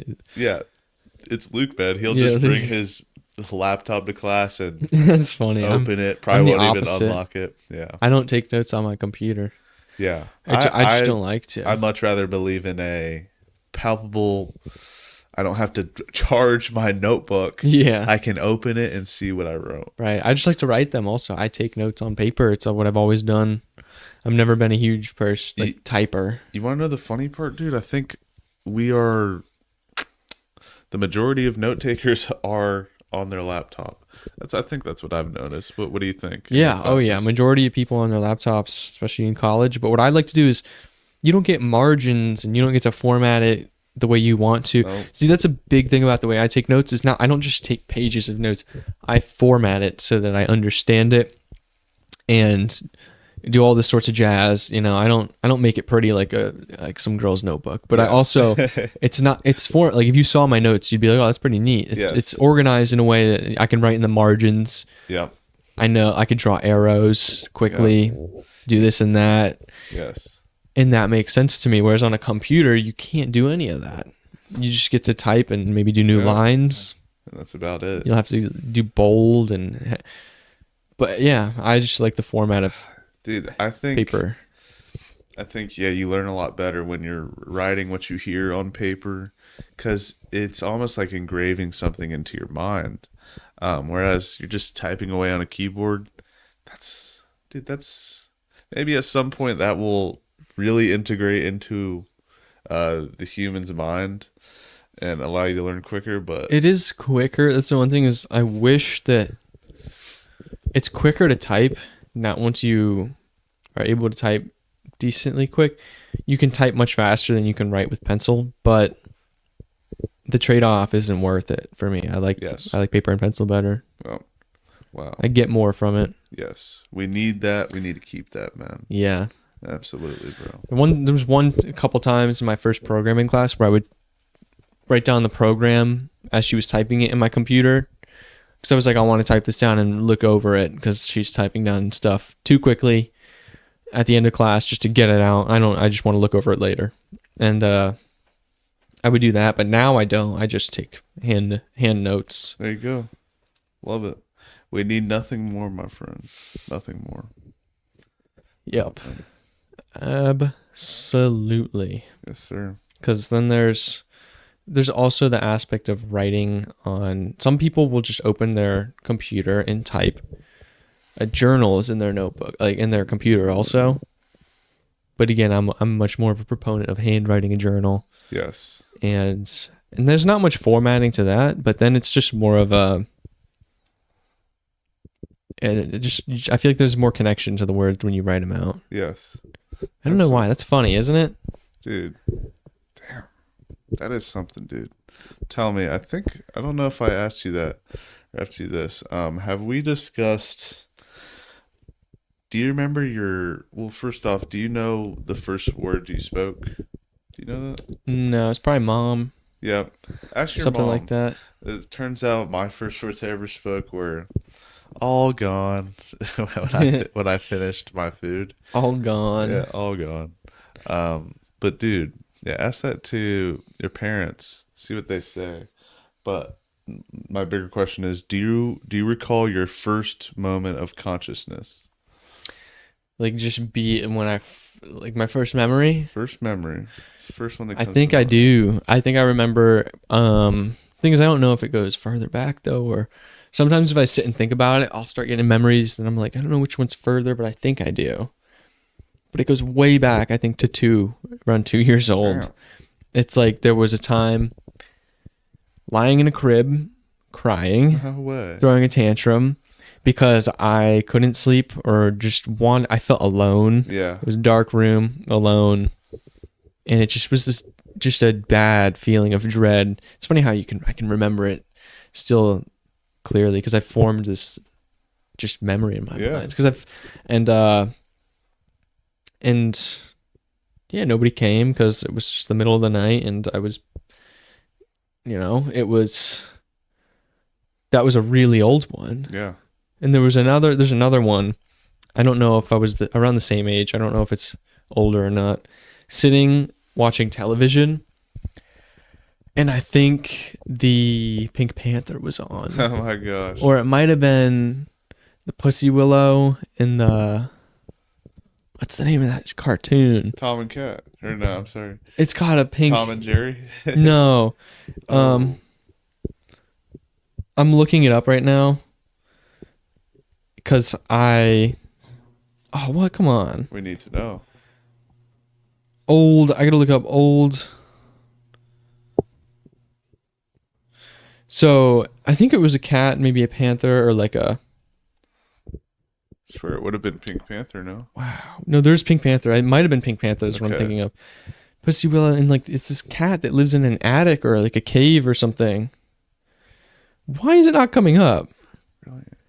Who lives in an attic? Really? No, look. Well, You better find it, Jack. dude, I know. I'm looking up the most specific thing ever. How is it not popping up? Like, ChatGPT might help with that. oh, it would. Yeah. I'm just gonna copy this Do it. and then copy it into ChatGPT because ChatGPT is like the best Yes. search tool now. So funny. My X has this new AI platform, and my dad's been using it a lot. Do your parents use AI ever? Do you think? No, never Dude, have. I've told them they should try it. That was Dude, really cool. It's still very new to this parent generation. And my dad's just shocked at this technology. It's so funny. What is the name of the dude? It is Pussy Willow. Pussyfoot, maybe. Oh, that could be it. I didn't think that was a real word. That's so funny. Okay, let's see. For some reason, oh come on, that's not what I'm thinking of. That's such a bummer. I thought it was gonna pop up, dude. And it didn't. But it is that old style of Yes, cartoonery. yeah. I think There was Tom and Jerry. That was old school, dude. I think that was this 50s, 60s cartoon or something. maybe I was just thinking of Pink Panther the whole time. Sure. But Yeah, that is something, man. do you remember your first memory? Honestly, I don't like to. Honestly, no. Like, not anything specific other than maybe just play fighting with my sister on the couch or something, but I want to go into a very deep state of meditation and really try to rediscover those old memories, Yeah, dude. I've got quite a few that stick with me from being around 2 and 3. Yeah. I remember my third birthday, and it was maybe it's because I was emotional on it. I think I remember I didn't enjoy my third birthday. Oh my I gosh. felt because I don't know, dude, that's so young. Um, I don't really guess I don't need to get into why. It's just Yeah. I guess I could. It was like my brother. This is the only time I ever felt this. My brother has a birthday around the same time, like Hmm. 3 days apart. And I just remember thinking it was my birthday, but it felt like a celebration for my brother, and it made me feel left out as like a little Yeah. kid, even though it wasn't. I don't Dude. know, like that was just my interpretation of it. Dude, you wanna know the funny part, dude? Birthdays are supposed to be like the happiest day of the year for you. Yeah, But dude, I've noticed birthdays are a lot of pressure on the birthday bearer, for me at least, because oh, it's your big day. What are you doing? Dude, I don't know. Take the pressure off me yeah, first just off. doing whatever. And Yeah, I just do whatever on my birthday. I don't really yeah, treat it like a super special day. Maybe yeah. just have a nice dinner. That's good. That's good. And but I never like birthdays have become much different than they used to be. They've never. I don't treat them like a holiday anymore. Sure. You Yeah. know, like No. my last birthday, I was um at school. No.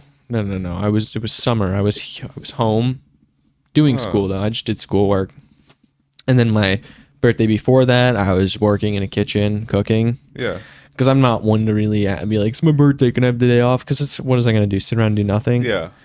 I didn't have plans. Sure. I was like, I'll just go to work. Sure. Maybe I'll leverage it to get off early, but then I never did. I just stayed full time. Dude, that's Because I don't like to, if I start looking at them as a special day, it'll just let you down. yeah. Yeah. I've noticed that, dude. I'll tell you, my birthday's after a huge it's after a huge holiday, national holiday, and I feel like everyone's all so frazzled up for this holiday, and then here comes my birthday. Oh, we have to celebrate you too. Yeah. I'm joking. No, but for my last birthday, I remember all I wanted to do was take all my boys to so funny Adventure Landing. You've been Dude, there. that sounds fun. Yeah. Adventure Landing is the best. I had this whole group I of loved people, doing that as a 10 kid. plus people that were invited. I guess I invited too late. Only two end up coming. Yeah. We end up going here. We just want to do the whole water park experience.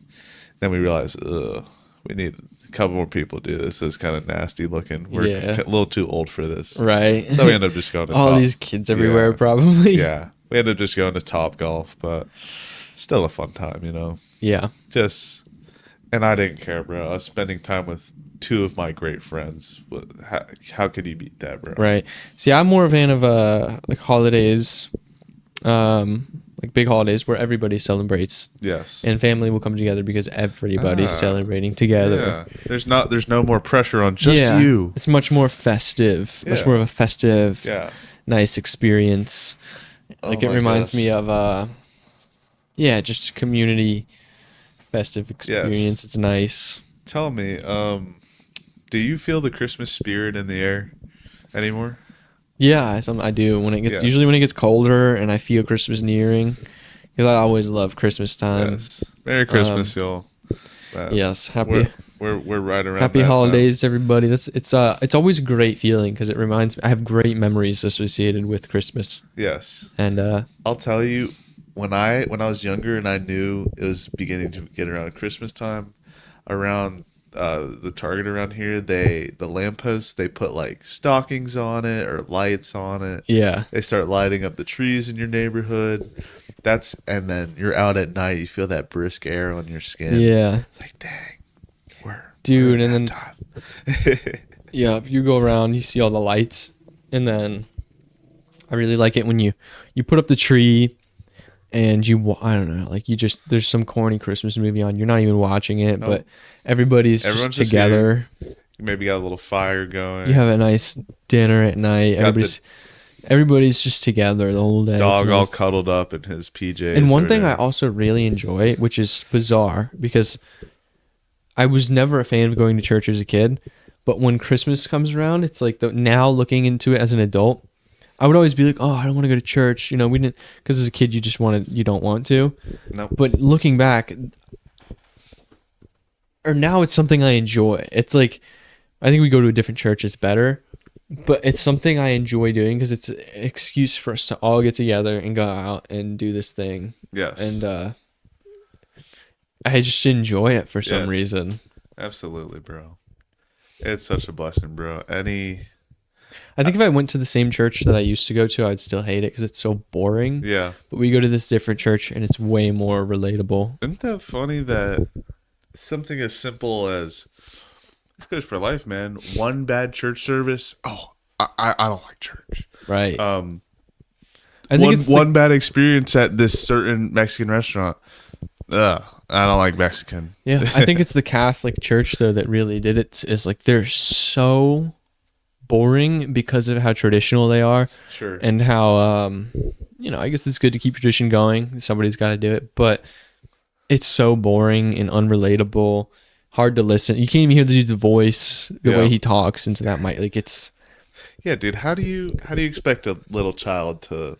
Pick that up. And then now we go to this other church, and it's just some straight up real dude who thought out this very thoughtful sermon that just seems like him spitting facts. Yes, and it's like it's so enjoyable to listen to. That's why I think your introduction of church or anything spiritual, religious to your children, make it presentable to them so they don't immediately tie it with, oh, I gotta wake up Sunday and go to church. This and that. It's so funny when I used to have sleepovers with my buddies in the neighborhood, my dad would make us all go to church the next day. Like, oh yeah, you can sleep over, but they have to come to church with us. Mm-hmm. And my friends ended up hating that, but yeah, we still did it. Absolutely.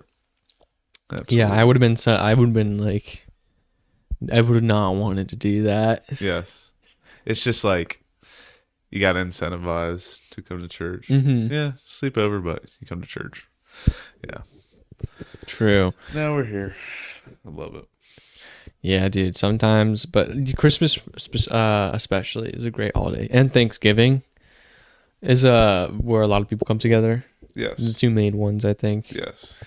Thanksgiving, not so much lately for the past few years because we haven't been able to go and meet up with our other family, which is unfortunate. Kind of annoying for, I guess, just reasons that are too complicated to get into now. And I don't know if this specific person would want me sharing these details because it doesn't involve. It's not my fault, you know. Yeah, of course. But yeah. So Thanksgiving could be better than but I still enjoy it. It's still coming together.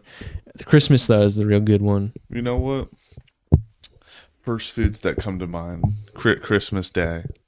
What is it? Oh, dude, I always think of the Christmas breakfast of just eggs and bacon, just a big. I really cook up a giant bowl for everybody. Oh my gosh! And maybe, do you like grits? Yes. I never had them until I didn't have grits till I was like 17. Really? Yeah. No way. Dude, they're so good though. They're salty and all my parents used to make when I was a little kid. Grits and tasty. I know Finn can relate with me on this one. Breakfast sausage. I like to. You cook grits and you let it sit in the pan. It hardens. Mm-hmm. Now you can just scoop it and eat it like a damn chip. Yeah. And not the same consistency as a chip. More like Jell-O now. Yeah, it dries out. It's Yep. like that would happen at the restaurant sometimes. Yep. You leave them in the water bath for too long and they just start drying out. Yes. And then Breakfast also for dinner, I think we usually do the Christmas ham. Yep. And or a lasagna. Delicious. Something like that. Dude, We usually do Christmas Eve and Christmas Day. We'll have a lasagna one day, a ham another. Awesome, bro. big dinner. I can't wait, dude. I actually got this big old cutting board from IKEA recently. If you guys need some, From honestly, where? IKEA. Oh, You okay. need anything in your life, dude. IKEA's probably got it, and for a great price I've and great never been quality, there. Never been. dude. We'd have to set aside like a weekend to go Yeah. because, dude, the way they designed that store is you walk in and it's a maze to get to the end, and they put the food court right about the middle of the track, and dude, I thought I spent an hour in IKEA. I ended up spending 3 hours. Damn. I didn't even realize. Dude, that's me at Home Depot. and- I'll go to the garden section and get obsessed with the plants there. I'll Yep. be like, dude, which ones do I buy? And dude, get this. I didn't even have the intention of spending money here. Maybe get a hot dog. I ended up spending $50 on two things that I actually needed. Like, that's the beauty. They're doing it right over at IKEA.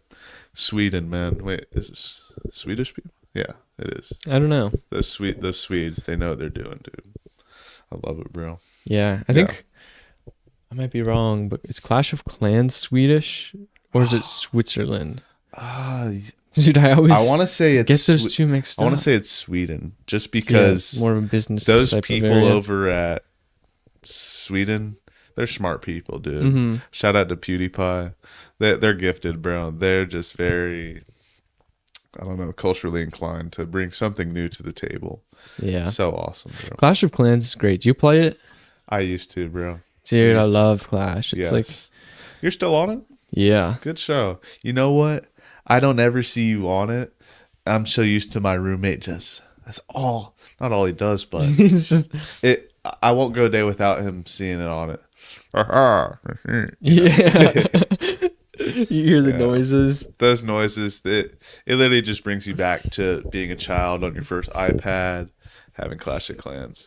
I think that's the one game that stuck around, because amidst those other games, amidst Clash of Clans, there was Angry Birds, Jetpack Dude. Joyride, Subway Surfers. Which noises were you thinking of the Clash noises? Just some barbs going crazy. Like the goblins?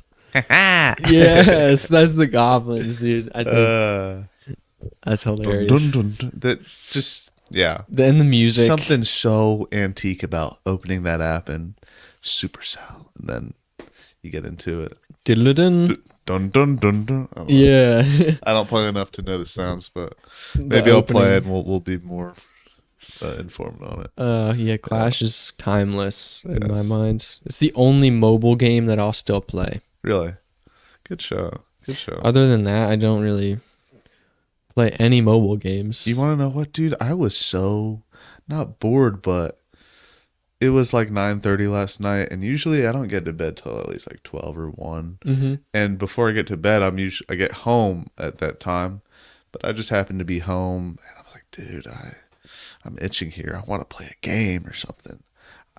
Unfortunately, I don't have my Xbox or Switch here. Should I play a mobile game? That's just lame. I ended up watching, the Barbie movie. It sufficed. We'll live. But Yeah. See, I always bring my stuff.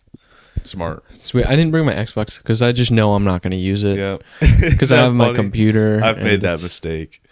Yeah. And I think If I'm about to playing pack it, it, and I'm like, well, am I gonna turn this on? Just because I don't buy Live and I don't want to buy Xbox Live, or what do they call it? The pass, the season pass. Xbox Live, yeah. They double the price, and it's like now you have to.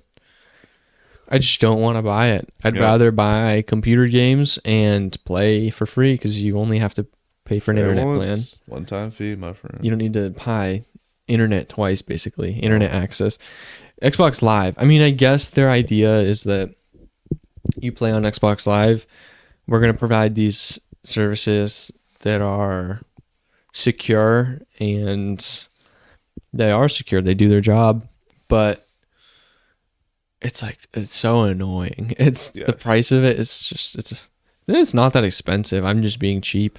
No. But I hate subscription Completely services. justified. I'm not a fan of subscription services. It's like I want to pay, obviously unless it's like your internet bill, you have to pay it. But I want to just buy the game and then go on it with my internet.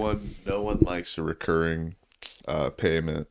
even if it's something as simple as $5 a month. I don't know. Yeah. But then we have Like no I'll problem. only buy Hulu if they are like, we'll give you 6 months deal for $3 a month, Yeah. and I'll be like, okay, I'll do that. Yeah, I'm But losing if I don't do that. yeah, I'll do that. But then like, I And did then- that once, and then I went to cancel it the last month, and we were like, wait. We'll give you 6 more months Oh free my right now, or for $3 a month right now if you sign now. And so I was like, shit, I'll do it again. And then they stopped offering it, and Oh my gosh. I don't have Hulu anymore, I unfortunately. think every time around where college begins up, the semester starts, they have a college deal or whatever. Oh, yeah, they have if student you're a student. discounts. Yeah, I never exactly. did that. I should do that. That's I think that's one way to approach your that's you know, worth your it. Why don't service-based you get the business. same price? I think it's like $2.99. Dude, at probably. one point, I was paying just 99 cents a month. That's insane. I need to look For- into it for because I Hulu, want yeah. Hulu. That's the one thing I hate is like, please somebody just.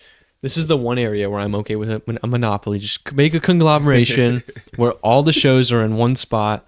I don't want to have HBO Max and Amazon Prime Yeah, Video and then Netflix and Hulu, and now we got Peacock it's coming a lot. out. I'm sure they work. It's like, you want to watch the Dude. Super Bowl this year, you have to buy a Peacock subscription. It's You like, know bro. what? I think they work. They've got to collaborate with each other because it's not often that the two different platforms have the same series. It happens, but I'm sure And they they'll swap I'm sure them they sometimes. they pick and choose. Like, oh, you're gonna have these great series and not so great series, and then they I think they work together. So you have to buy a bunch of different services. Yep. They'll suck you into a show and then they'll switch it from one service to the next Yep. like half a year later. So then season 2 will come out Oh my and you'll be gosh. like, bro, why is it on Amazon Prime Video now? I You was know just what? watching it on Netflix. What the hell? Speaking of season 2, you ever watch Squid Games? No, did it come out season 2? Soon. I think soon. Yeah. Like Christmas time. I was gonna. I I'm am excited to watch I that. liked Squid Games. I want to watch season 2. Wait, you watched season 1, right? Yeah. Okay, yeah. Yep. You know. I enjoyed it. It's disturbing. A little Yeah, disturbing. I enjoyed it though. I used to. But season 2 will be something else, dude. I'm excited for that. Me too. too. I'm excited for. I don't know if you watched Peaky Blinders. Please do it. Yes, if he you keeps telling me, you know what? But they're making a Peaky Blinders movie where it's going to be like they're going to conclude it and tie off all these loose ends that they left open. Well, and there weren't too many loose ends. I thought it was a good ending, but they're making a movie about it. Sure. You're telling me that you find this better than Breaking Bad? Oh, dude, I think I do. It's I really love that show. Yes. I don't know why. Cowboys, I mean, like, right? Is that what it is? no, it's old English mobsters. That's right. That's in the right. year like 1918 or something, 1920s, after World War One. Sure.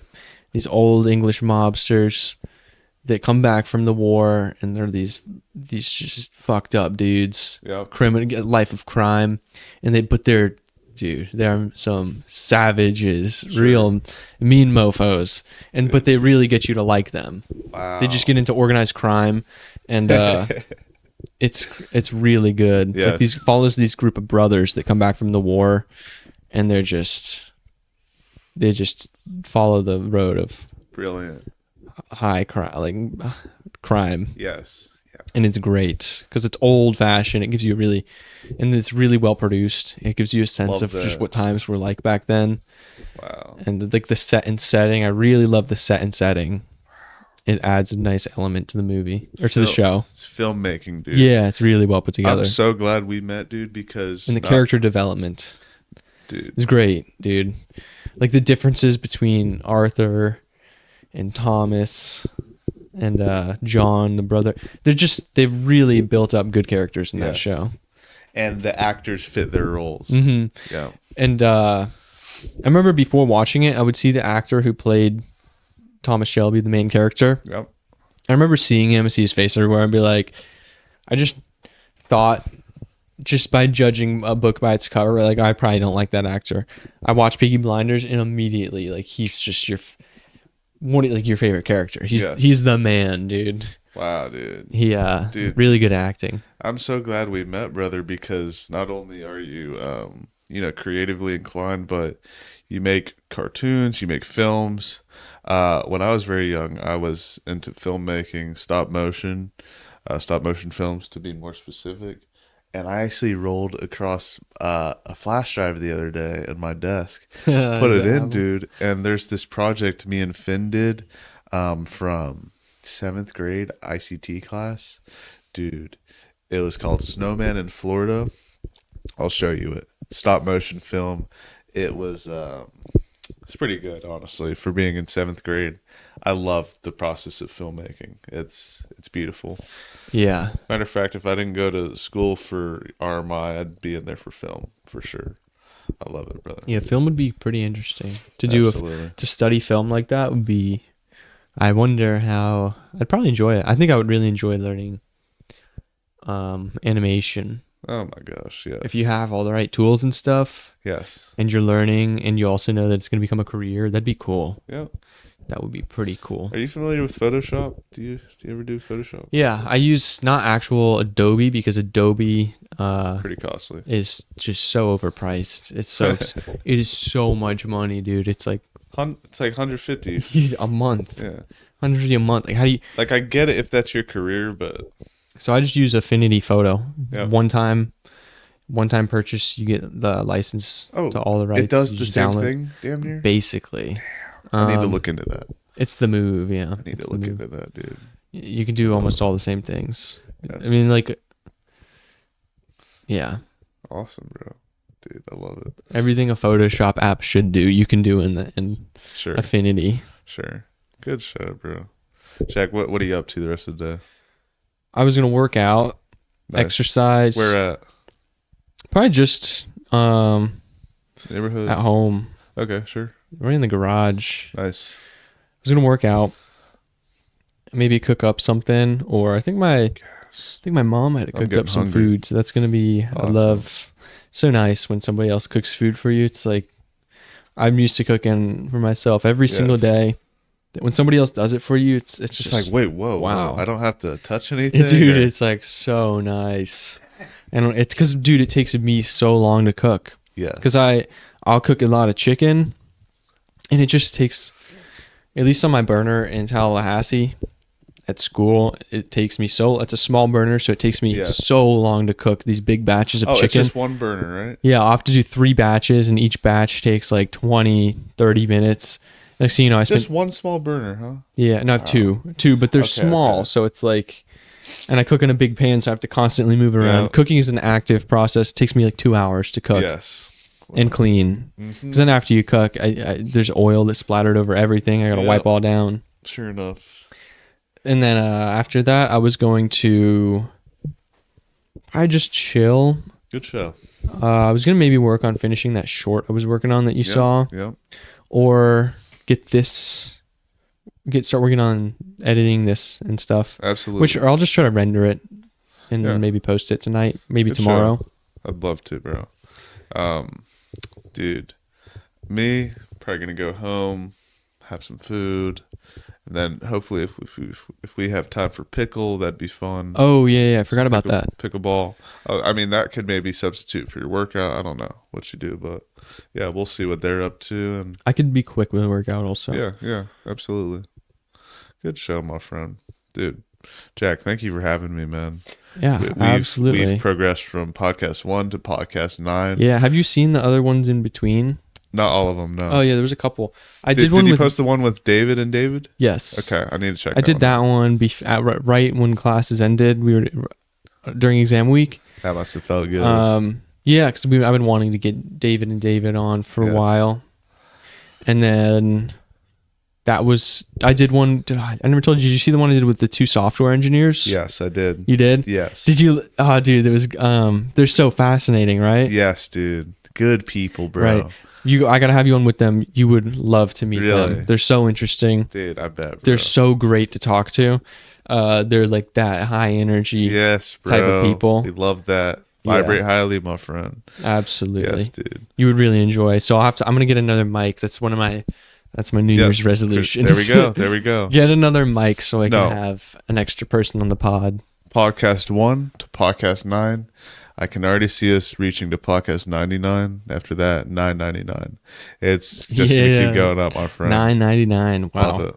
Love it. Love Yeah, it. and I got some good ones lined up, I think, for the next couple weeks. I think Sure. I have some people.